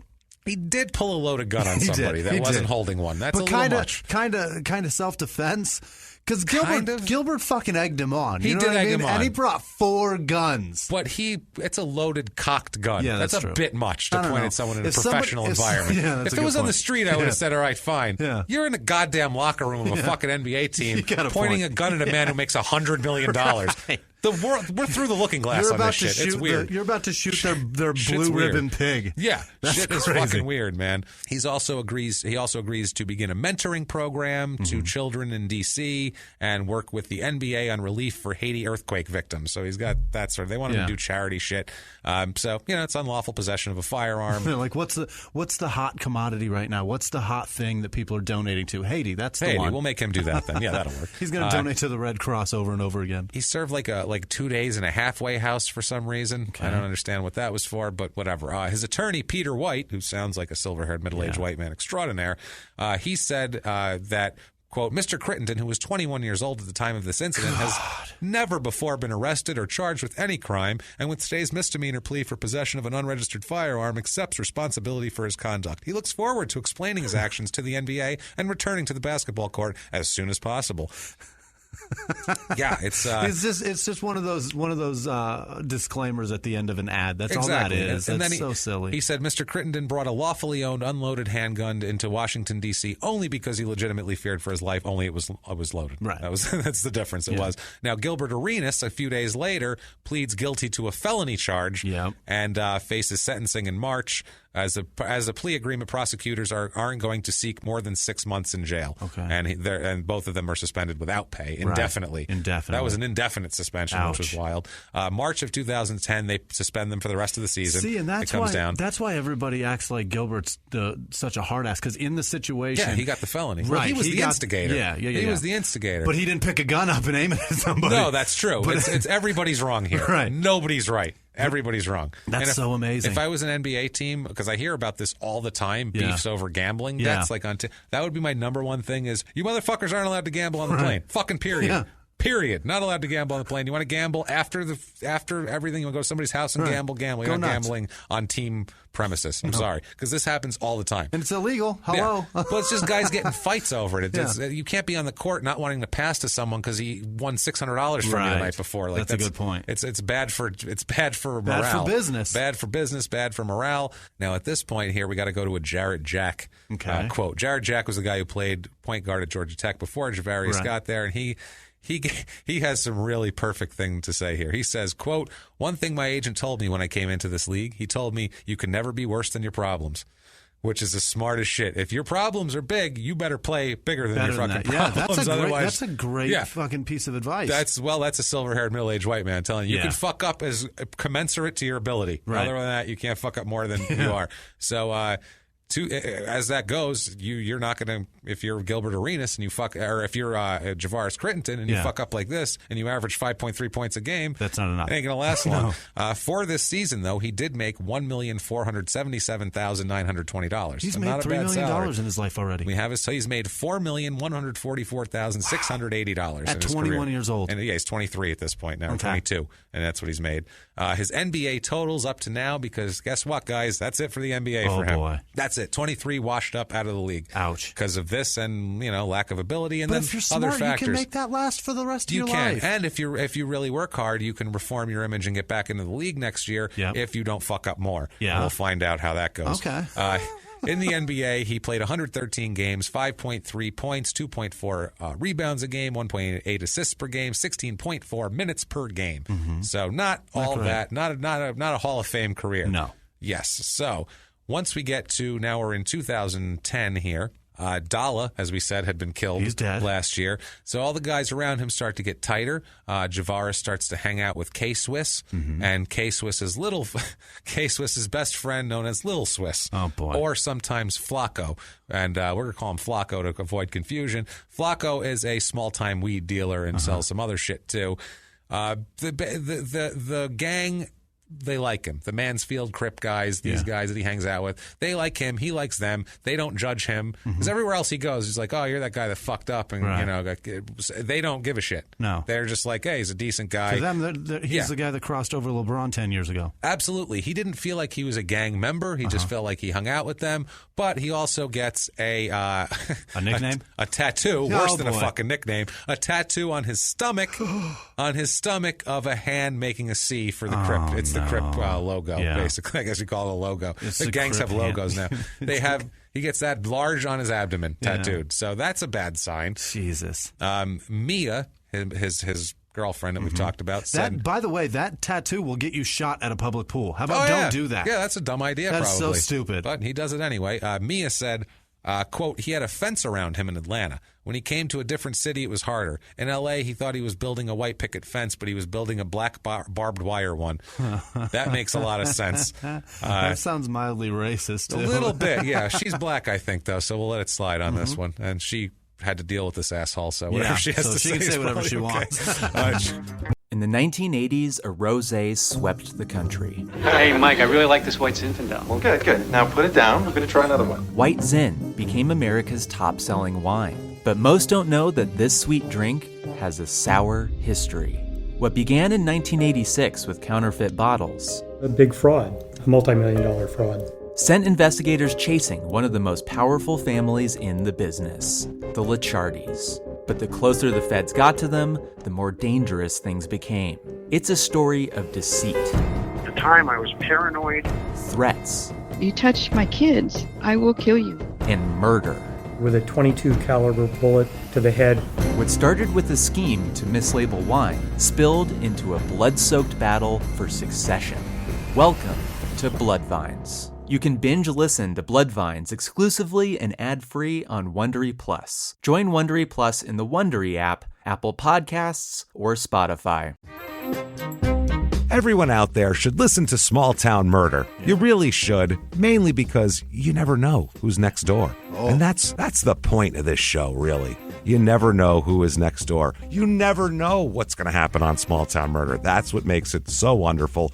The only thing you do know is that people are going to die, and we're probably going to make jokes about it. That's it. That's all we can promise you. We dig into these towns. We see what makes them tick, from local legends to scandals they may have had. And, of course, the biggest scandals of all, horrible murders that take place there.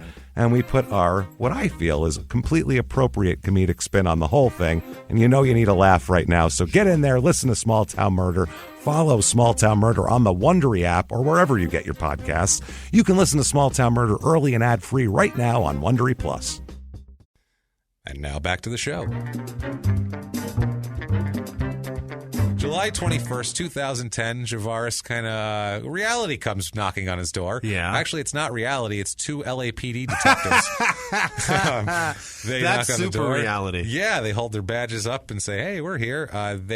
He lets them in, and they're asking Javaris about his relationship with K-Swiss and Flacco and their possible involvement in a recent double homicide. Holy shit. Javaris mumbled through his answers, said he seemed surprised. He downplayed his friendship with them. Like, I kind of know the guys and all, but I don't know him. Yeah. That sort of thing. Said he had no connection to the murder that they did, obviously. This murder 2.5 months earlier, K-Swiss and Flacco parked a rented Jeep and just west of a street that they were looking at. They reclined their seats all the way back so they could wait for people. They were waiting for member of the Playboy Gangster Crips, who had shot K-Swiss in the torso 3 weeks earlier. Holy so this is some hardcore shit that's going on. 3 weeks after getting out of the hospital for being shot in the torso. He's looking for revenge. He's hunting somebody. He is. And when they find this guy that they're looking for, the Playboy Gangster Crip, and it was him and his wife. They were getting into the car. So Flacco jumped out of the car and ran up and shot at the guy. Missed him, but he did hit his wife. Asshole. And killed their unborn baby. Oh, Jesus. So that's rough. The wife didn't die, but the baby died. Did. So that was rough. So the police obviously are interested in finding out what happened there. Curiosity. So Flacco and K-Swiss stashed the guns and all that kind of shit. Now, the reason why they're asking Javaris about this is because the next day Javaris came to see them, and Flacco asked if Javaris could get him a ticket to Atlanta, a plane ticket. He said that Flacco said he had urgent family matters and he doesn't have a credit card, and he needs someone to pay for the credit card with a credit card, and he'll give him cash. Javaris is frugal again, and he said, no, I can't pay with my credit card. He literally was like, I can't use my credit card. Can't do that. Oh, shit, the bill and interest rates, like he's future business leaders of America. He's thinking about interest rates here. 13.9% APR on your plane ticket? No way. Fuck that shit. Eventually, he told him to ask somebody else and all this, but eventually Javaris says, fine. He buys him a one-way ticket on his American Express card. Flacco does give him the cash, pays him back. We found that. Now, once all this goes down and they're looking for these two guys, they're looking for Flacco and K-Swiss. Right. They find a plane ticket in his name, all that, and they do the back check, and they find credit card receipts that lead to Javaris, so they knock on his door, and they're like, what's your deal here? Why are you financing this clown that you barely know? Exactly. So T-Loke... T-Loke again, he says about Javaris, quote, he was scared to death about the whole incident. Talk to the police. Just tell them what your involvement was. He didn't have no involvement on it, but police kept sweating him to see if he knew anything. So, at this point, too, he has no career. He goes to Charlotte for the Bobcats to try out for them and is not offered a roster spot. So he's got shit is swarming around him. Imagine, he's just a mess. So what's he do? He checks out. He goes to China. What? He signs in China. Wow. He signs with the Zhejiang Guanashusha Lions. That's a lot of X's. That's a shit. There's no X's in that whatsoever. One Z and a whole lot of J's and I's and whatever. The Lions of the Chinese Basketball Association. The CBA and not that one. The other one. The China Basketball Association. He does. He plays for 5 games and averages 25.8 points a game, but then gets cut. Why? He gets cut in 5 games. He finds out on Christmas that he gets cut. Half a month into a 1-year contract, he's cut by the team. The general manager said, "Yes, we are." This is translated from Chinese, by the way. Quote, we're changing Crittenton. His individual offense is fine, but he's not doing a good job organizing the team offense. Also, his defense is bad and his shooting is off. Our new import, Kelly, has already arrived in China. Kelly? Which guy? One? Some other guy? Kelly. What, Trey his name? Okay. Trey Kelly, some other, who knows. Yeah. But yeah, they were like, his offense is good, but not enough. Not enough. So where's he go? In January 2011, 2 weeks later, he goes to Bismarck, North Dakota, which is what one does, to play for the Dakota Wizards of the D-League, NBA D-League, which is the developmental league, which is like minor leagues. Maybe you can get a look from a team and possibly get on a roster and try to work your way back in. Yeah. This is an affiliate of both the Wizards and Grizzlies. They share this affiliate. His cousin, Scooter, that we've talked about, goes back to Atlanta. He doesn't have his girlfriend. He's sitting in Bismarck by himself, just sitting in North Dakota, not too happy. Depressing. Plays in 5 games there. Averages 28 points a game, averages 28 minutes a game, 14.5 points, 4.4 rebounds, 6.7 assists, 2.5 steals. A point every 2 minutes. Not That's bad. Pretty good. Guy said he was out of shape.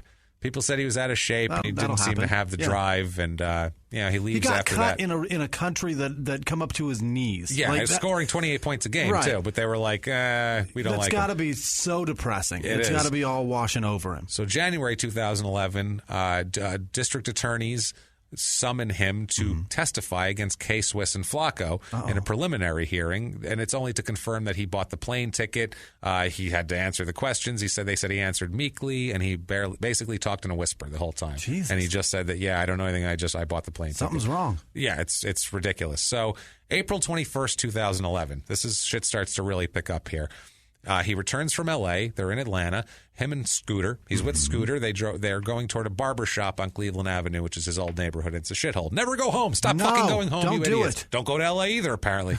Whatever. Stay in Washington. We'll say that. So anyway, he and Scooter get their hairs cut. They hang out talking barbershop style. You just said that. Their hair's cut. They got their hair. Like that's how it should be called. Get your hairs cut. Yeah. Because you didn't get a haircut. Yeah, you're getting hairs cut. They got their hairs that's clever. as a plural heads. I was talking about their heads, not their individual hairs. Got their heads lined up. They each got a haircut. Right. And they hang out for a while talking. I guess it was like a couple hours. About 11 p.m., a guy named Big Boo had left the barbershop before him. This is a guy, he's a leader of a ROC street gang, which is Raised on Cleveland Street is the name of ROC. Clever. So they know him. So Javaris and Scooter walk outside toward Javaris's black Porsche. Remember, he's got a black Porsche. And 2 men pop out of the shadows and rush toward them. Okay, one looked him in the eye, raised his gun up. Now, Javaris knew who these people were, but he wouldn't tell police about this. But he knew that it was a guy named Lil Tick. Lil Tick is Trontavious Stevens, who's only 17 at the time. Wow. Lil Tick. Lil Tick said he had nothing to do with the shit. Okay. But Javaris said, I saw Lil Tick, goddammit. Lil Tick, he's been a little shithead in the neighborhood forever. Okay. Fucking shit up. He's a hardcore gang member since, he could walk. Now, Javaris hands over to him $55,000 worth of jewelry that he had on him. Why does he still have that? He surrendered. It's a $25,000 black diamond necklace, a $30,000 black diamond watch, his iPhone, and $25 in cash. Okay. Is what he hands over. He is a cheap fuck. That's a cheap fuck. That's all he's got in cash. That's all he's got in cash. But he's got all that shit on 55 G's around his neck and on his wrist. Police asked Javaris to identify them, but he said he was livid and refused. His car had been stolen 2 weeks earlier. Yeah. Also, he had a car stolen, so he was pissed. They tried to show him photo lineups. He wouldn't even look at them, and he just would tell police, quote, "I'll handle it." Wow. So he's saying he's going to handle it. That's gangster. Unreal. And now during this time, gave him an iPhone too. Yeah, and it didn't have any paid for apps on it. They were all the free ones. All pirate shit. He spent much of his free time at this point. He's hanging out with his mom and his two younger sisters too. Like on the surface, he looks fine. They go to church every week. Yeah. He's trying to rebuild his reputation on the outside. Mm-hmm. He even attempts to reconcile with his father at this point, who has not been around. His father left early. We didn't even ask about that, did we? We figure he's a 13-year-old girl. The father probably doesn't have a dad around. They probably didn't get married, I don't think. She doesn't have the father of the child I guess he had a lot of health problems, too, this guy. His father had liver problems and things. So, PJ is back here. We got PJ quote. PJ said he's a family type of guy. When he was back, he was real focused, trying to get back on track. But he wasn't back on track because he's going broke fast. Yeah. He's paying 2 mortgages. He's got lawyer fees. He got 55 grand ripped off. Yeah, he got 55 grand, and he asks PJ, who everyone in the community knows PJ. He's well respected. Yeah. He's like everybody you wouldn't mess with PJ. Right. He said, "Hey, will you please call Big Boo and get my shit back for me? I want my shit back." So he tries to broker the deal, right? Yeah. But at the time, police were investigating a murder of some bartender somewhere and began tapping calls that Big Boo made. They tapped Big Boo's phone. So overheard by police were PJ asking for the jewelry and Big Boo saying he's not giving shit back. The gang members were sending pictures of the jewelry back and forth to each other. Oh, the that's police were fucked catching up. and all this shit. Yeah, they're just mocking him at this point. They got their dick on his fucking chain. Yeah, absolutely. I got this shit. July 2011, 3 months after the barbershop deal, Javaris is leaving a nightclub with Scooter, of course, and they're robbed again. God, Jesus. Again at gunpoint, and Javaris is seeking to have his jewelry replaced by insurance. And the problem is, though, Javaris contacted the appraiser, and he was told that his insurance had just expired. So now he's out everything, the jewelry. Every time he keeps getting fucking robbed, he feels like everyone's setting him up. He feels like they're waiting for him to go place and they're stealing shit from him, because they probably are. Yeah. That's how people they know work. He's got shit. That's how gangsters work, Right. you know what I mean? So August 14th, 2011, there's a 911 call. Frantic call from an anonymous person that says Crittenden, the basketball player, had just shot at Lil Tick's little brother, who looks just like Lil Tick. Smaller Tick, right. Mini Tick, from a black Porsche. Okay, and this is just a few doors down from where Javaris grew up, like his childhood home. Okay. It's like 3 doors down. He shot at this guy's little brother. Gone all around the missed. world, and he came back 3 doors down to shoot somebody. He missed though. He missed. So now that's getting investigated. There's all it is rumor and innuendo that it's it's Crittenden and they shot him from a black Porsche. And they're like, yeah, whatever. That just might be neighborhood shit. Right. Shit gets out of hand because they know there's a beef with those two. Everybody knows about it. Sure. August 19th, 2011. This is when shit gets real here. Javaris and Scooter. Fucking Scooter, man. God, see, Scooter's not so cute. I told you. They rent a black Chevy Tahoe hybrid SUV. Okay. Why are you renting vehicles if you have a Porsche? Let's find out. In Fayetteville, Georgia. Not there. No. It's for Scooter's birthday. Scooter did not have a credit card. He reserved the car using Javaris' card. His credit card. Yep. Now we got a paper trail to Javaris. Oh, my God. So later that day, Javaris goes to Buckhead in North Atlanta. Yep. He watches a hoops tournament. It's King of Hoops, some tournament that he'd be playing in later that weekend because he was playing in some league, whatever. Right. 15 miles south about this is where they're going to have a problem, though. They stop there. There is a woman named Julian Jones. She's known as Pea Pie. That's the worst damn nickname I ever heard. Everybody's got a goddamn nickname, and they're all terrible. This is a family nickname, not a street nickname. She's a 22-year-old girl, 22-year-old woman. She has 4 children. 4.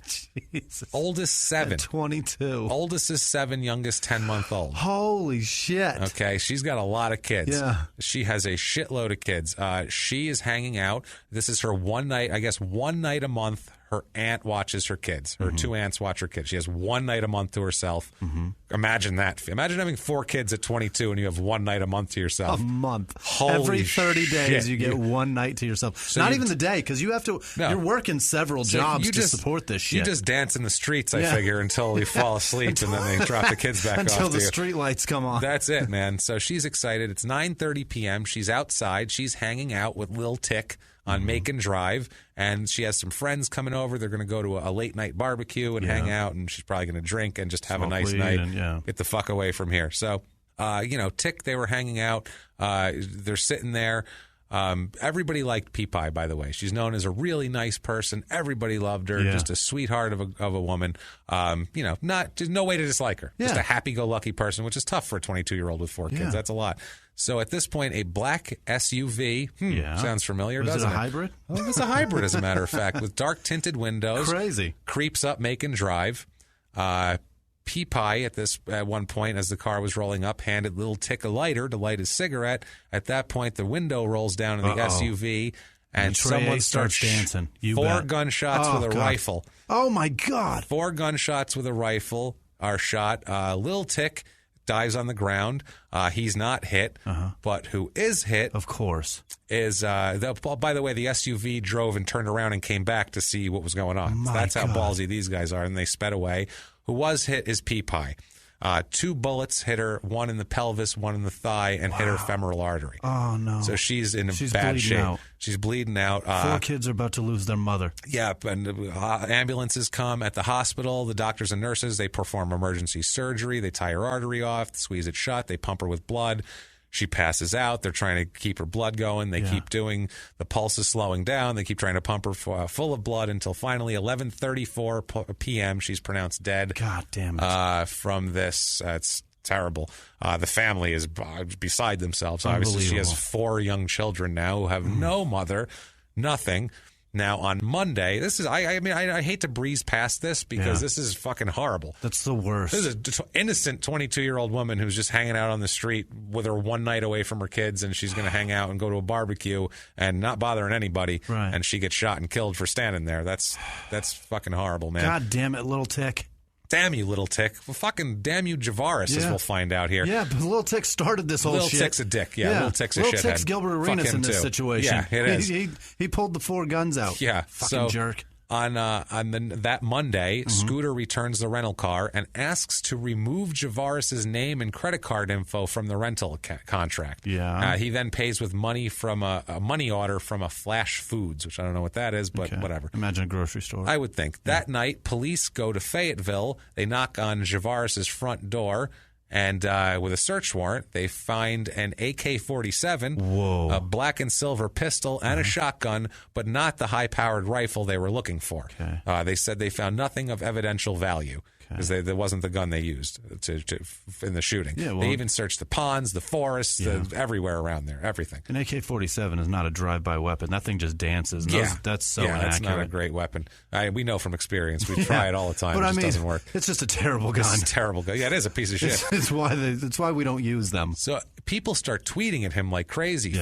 With fucking threats.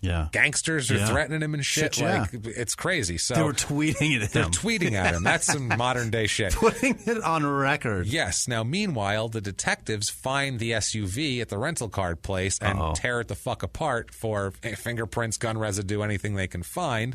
Also, too, a witness picks Crittenden out of a lineup with his cousin also. Oh, shit. Douglas Gamble's Scooter's real name, by the way. They were arrested and charged in the shooting. They're putting out a warrant for them. A week after the shooting, it's all over radio and TV. Police found gun residue in the back seat of the rental SUV. They issue an arrest warrant for the Scoots and for Javaris. August 26, 2011, it comes out in the press. Police think he might be in L.A. They're like, where the fuck is he? We need to see him. Lil Tick They talked to Lil Tick. The Associated Press talks to Lil Tick. The AP got a quote from a gangster. He said, quote, I didn't know him at all. I didn't know he existed, and he didn't know I existed. I hadn't seen him a day in my life when he pulled up and started shooting. Sure. That's his claim. I don't believe him. I don't believe that shit at all. He said it too clear, too. So on August 26th, we have our one and only In Their Own Words, and it's all you need to hear from him, honestly. It's from Twitter. Oh, it's my In Their God. Own Words It's a tweet.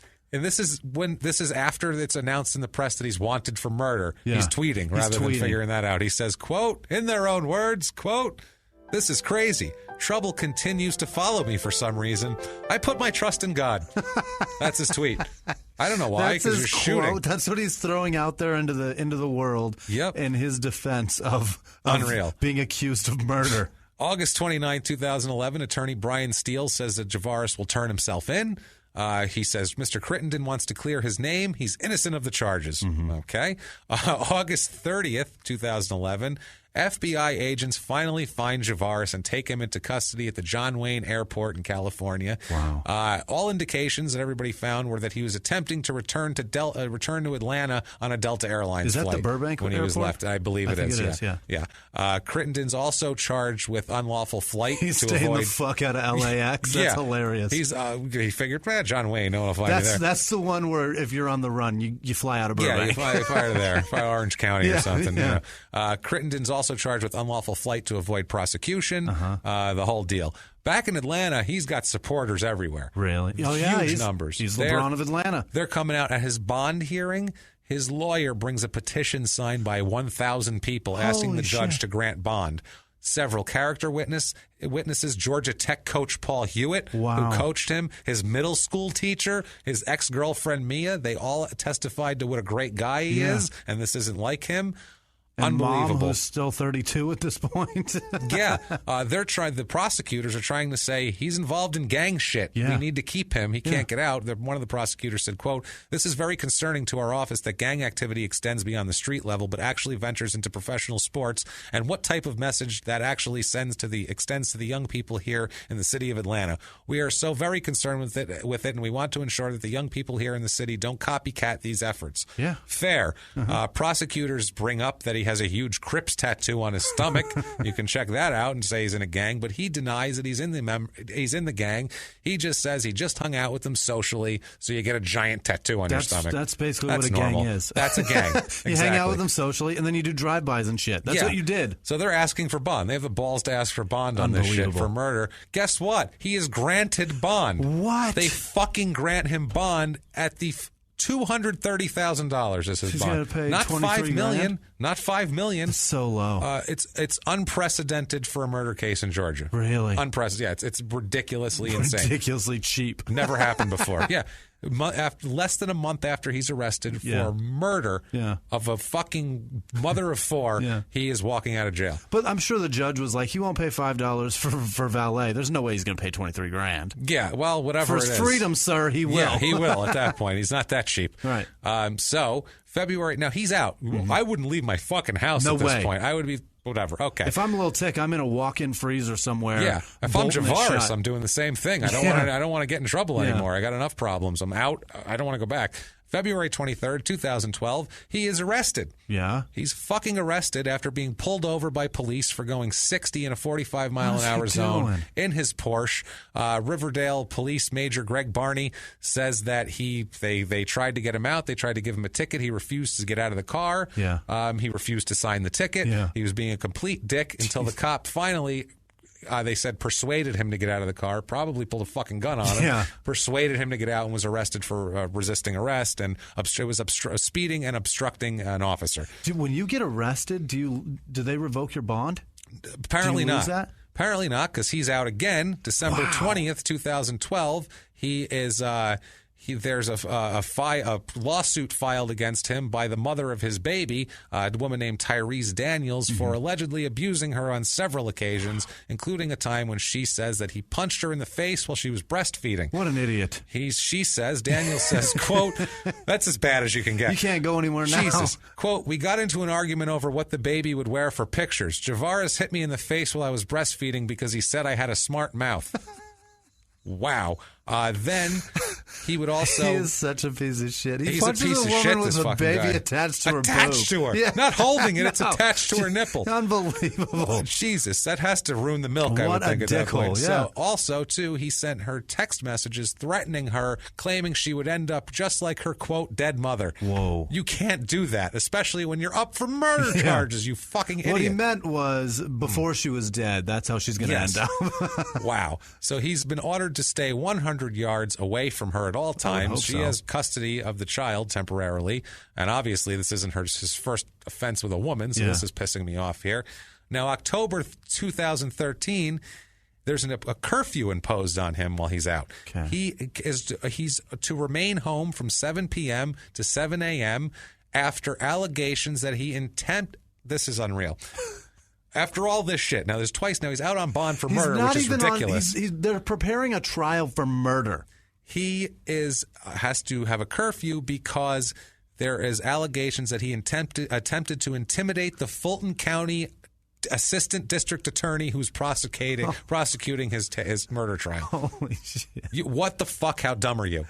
How fucking dumb are you? Dumb enough to punch a woman with a baby attached to her tit? You came out of the whole situation as a child so good. You fucking ruined this. You fucking... Future business leaders of America. Unbelievable. You're robbing people. You're not robbing. You're in gangs. You're getting robbed. You're doing all this stupid shit. You're punching fucking women. You've shot a woman to death. Yeah. To death for no fucking reason.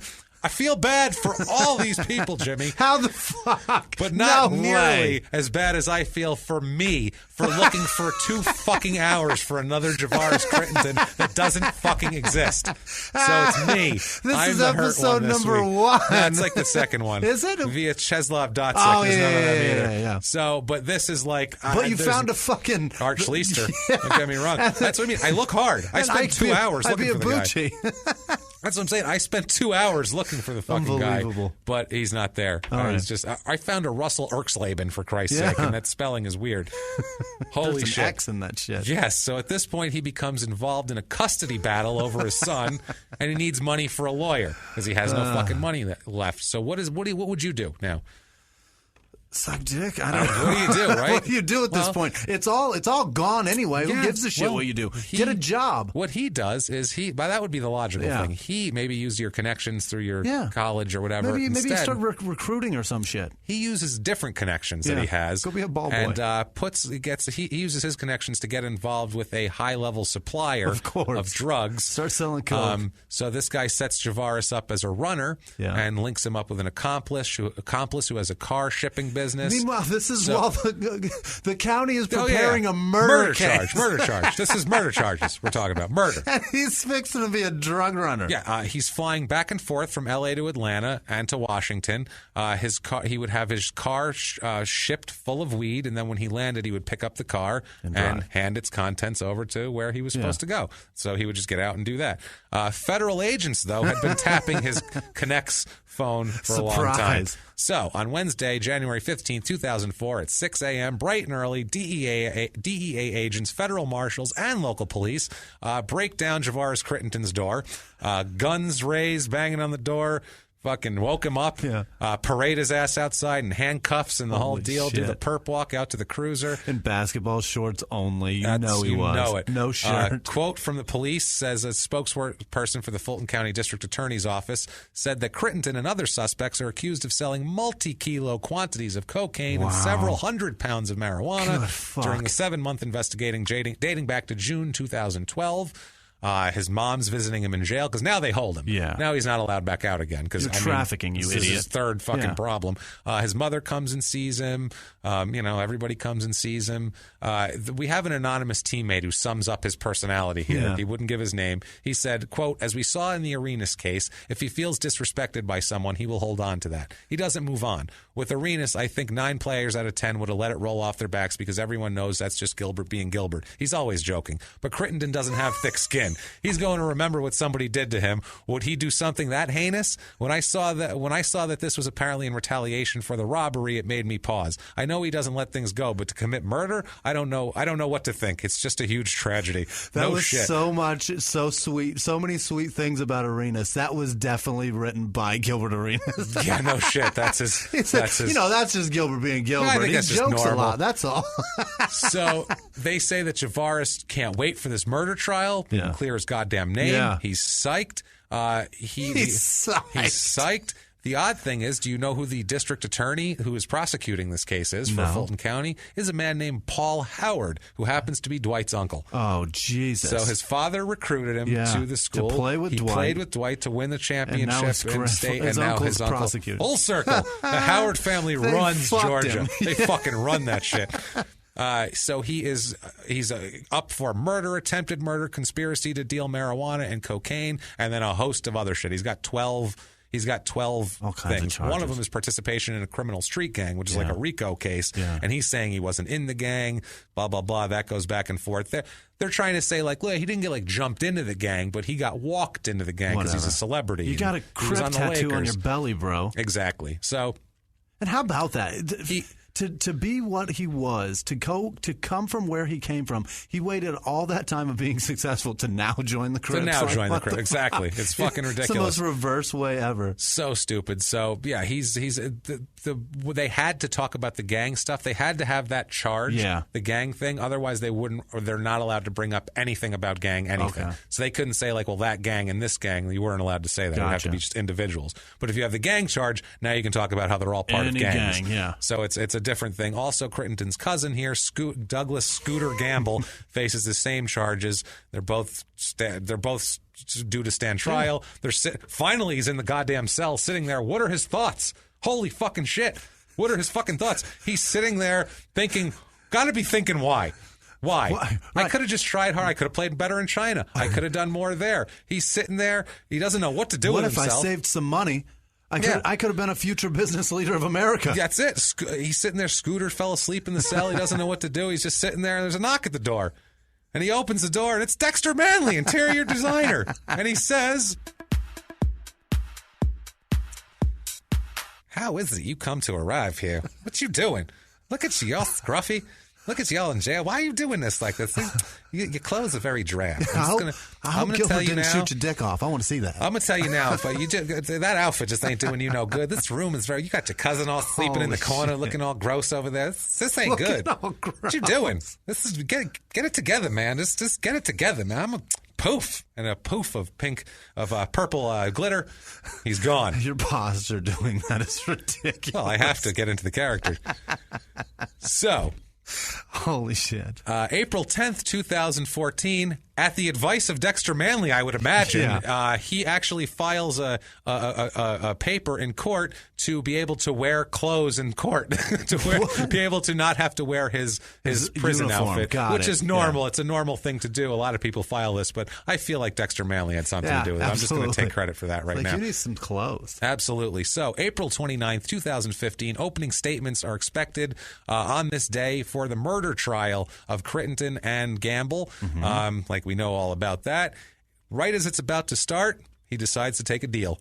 Really? Javaris changes his mind. Yeah. He decides to plead guilty to voluntary manslaughter with a weapon and aggravated assault with a firearm. Yeah. As a part of the agreement, prosecutors would drop the murder charge, which is a much harsher thing. Yeah. Crittenden said that he took the deal because, quote, it was time to be a man. No. It was time to not go to jail for life. It's a bit late. Jones's mother, June Woods, that's Pea-Pie's mother. Uh-huh. Pea-Pie's mother, June Woods, said, quote, "My daughter was robbed of her life. The only way her children will know their mom is through stories and pictures," which is sad as fuck. She's crying through all this. Crittenden hung his head through most of this, and one time he actually turned to the family and said, "I'm sorry." He claimed he intended only to scare someone, and he was heartbroken to learn he'd killed the woman. And prosecutors just say it was gang-related. They're trying to get more time. And we have one more in their own words here for what he says to the judge when they ask him for a statement before sentencing. We have in their own words, quote, "I apologize from the depths of my heart. I'm not a murderer. I made a mistake, one that I wish I could take back." That's his quote on That's this. it. Which is not enough. Wish I could go back. That's it. That's not enough. Judge Sean LaGrua angrily interrupted Crittenden here, too. He was pissed. He yelled at him for calling the shooting an accident. He said, don't you fucking dare call this shit an accident. You went there with a gun pointed out the window and shot. Nothing accidental about this shit. You're an asshole.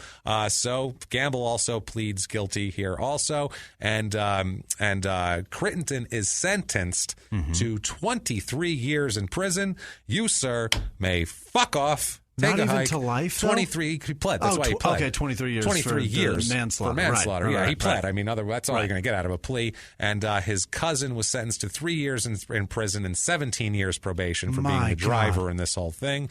Holy shit. That's so lenient for it's kind of lenient, but took part in taking someone's life. Unreal. Now, I mean, if it was a little tick, I mean, I wouldn't be so. Yeah, he's a gangster. Right. Yeah. That's the life you lead. Yeah, right. if you rob someone at gunpoint for their jewelry, you might get shot for it. But this poor woman had nothing to do with anything. Right. Pea Pie had shit to do with nothing. She was just trying to get through a night. She's just on that one night of her month. Go have a couple beers, man. That's it. So if you can't get enough of Javaris Crittenden, good luck. You can find.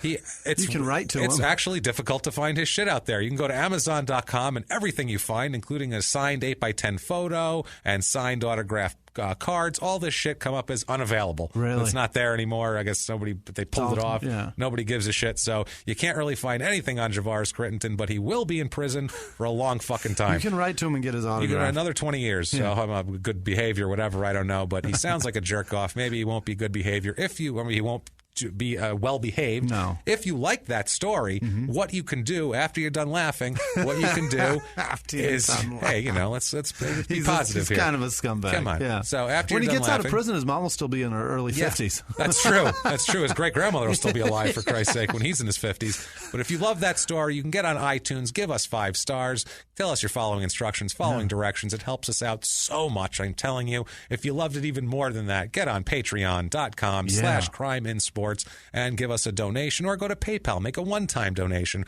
where our PayPal is crimeinsports@gmail.com. Every dime, I can't tell you how much it means to us. It really does. We feel it. It's like it's more than just money in our pocket. We're so close to getting James health insurance too. And when he gets that'll sick, be amazing. He's really going to feel your love. Oh, this God, winter, he's going to feel it coursing through his veins. If I get health insurance before I get sick this winter, guys, I'm telling you, man, I'm gonna be so happy taking those antibiotics. Your love is going to feel like antibiotics. But if you would like to get a hold of us any other way, we are at Instagram and Twitter at Crime and Sports, Facebook.com/Crime and Sports, like we said before, crimeinsports@gmail.com, and we have some shout outs here, Jimmy, for you guys, Jimmy has some shout outs of you guys to you guys for wonderful people that helped us out so much and donated this week. And give the list, Jimmy. We love these people. This week it was a short week for us in terms of recording, but it still was. It's fucking crazy how supportive the audience is, and it's mind-boggling, but so heartwarming. It is, to a couple guys really that have is. fucking ice-cold hearts. Amy Pohanik just pledged today, so thank you, Amy. Jackie Neal, Kimberly Schlinky, and then Kim Shang also. That's kind of interesting. Yeah, they both have you. difficult names to say. They're right next to each other. And then somebody just donated to PayPal. Who was that? Corey Wolf Gaines, Kyle Godert, Sarah Knudsen. I think it's Knudsen. It Probably should be Knudsen. Knudsen. Yeah, maybe Knudsen. I think it's Knudsen. I don't know. I'd say the N is silent on that I'm one. still going to go with thank you, Miss Sarah. Thank you, Canoodles. We appreciate it. Todd Crago and Phil DeBeast. That's an interesting one. It's D''Beast. So, nice. And that's that. So Probably thank you guys Italian so much. Hey, I'm for Phil donating. DeBeast. How you doing? Good to see you. Hey. All right. Phil DeBeast. I dig Phil it, DeBeast. That's what he puts in his bowling name when he goes bowling. Yeah. I like Phil DeBeast. Thanks, Phil. Monica Robertson and Peter Myers, Rachel Mansky, and Ashley By. Thank you guys so much. Thank you guys. You guys rock. You are the engine that keeps this moving. You're the one shoveling the coal in, and it really does. It helps us out immensely, and you've honestly, from the bottom of my heart, guys, thank you guys so much from the bottom of my heart. Really, honestly, thank you. And you want to give them your social media, Jimmy? At Wisman Sucks, WHISMAN Sucks on Twitter, Instagram, and Snapchat. And then I'll be at the Tempe Improv June 23rd and 24th with my friend Eliza Schlesinger and my friend Hunter Hill. So get your asses out there. Get some tickets and come hang out with us. Yeah, get your asses out there and be like, hey, this guy shouldn't be fucking hosting. There's way too many fucking fans to be hosting. That's what you should tell those There's cocksuckers. a lot of people that ask talk for the to him. manager Yeah. and say, why is that guy hosting? Right. Why is that guy He's the early slot? fucking ridiculous, right? Yeah, exactly. Moving on, I am at Jimmy P is Funny on all of the available deals there. And you can try to spell my last name if you're really, really ballsy, or you can just copy and paste it from the show description like an intelligent person. Either way, follow us, say hi to us. We'll say hi back. Thank you guys so much. And live from the Crime and Sports Studios, we will see you next week. If you like crime and sports, you can listen early and ad-free now by joining Wondery Plus in the Wondery app or on Apple Podcasts. Prime members can listen early and ad-free on Amazon Music. Before you go, tell us about yourself by filling out a short survey at Wondery.com/survey. In the 1980s, a rosé swept the country. Hey, Mike, I really like this white Zinfandel. Well, good. Now put it down. We're going to try another one. White Zin became America's top-selling wine. But most don't know that this sweet drink has a sour history. What began in 1986 with counterfeit bottles, A big fraud, a multi-million-dollar fraud. sent investigators chasing one of the most powerful families in the business, the Licciardis. But the closer the feds got to them, the more dangerous things became. It's a story of deceit. At the time, I was paranoid. Threats. You touch my kids, I will kill you. And murder. With a .22 caliber bullet to the head. What started with a scheme to mislabel wine spilled into a blood-soaked battle for succession. Welcome to Bloodvines. You can binge listen to Bloodvines exclusively and ad-free on Wondery Plus. Join Wondery Plus in the Wondery app, Apple Podcasts, or Spotify.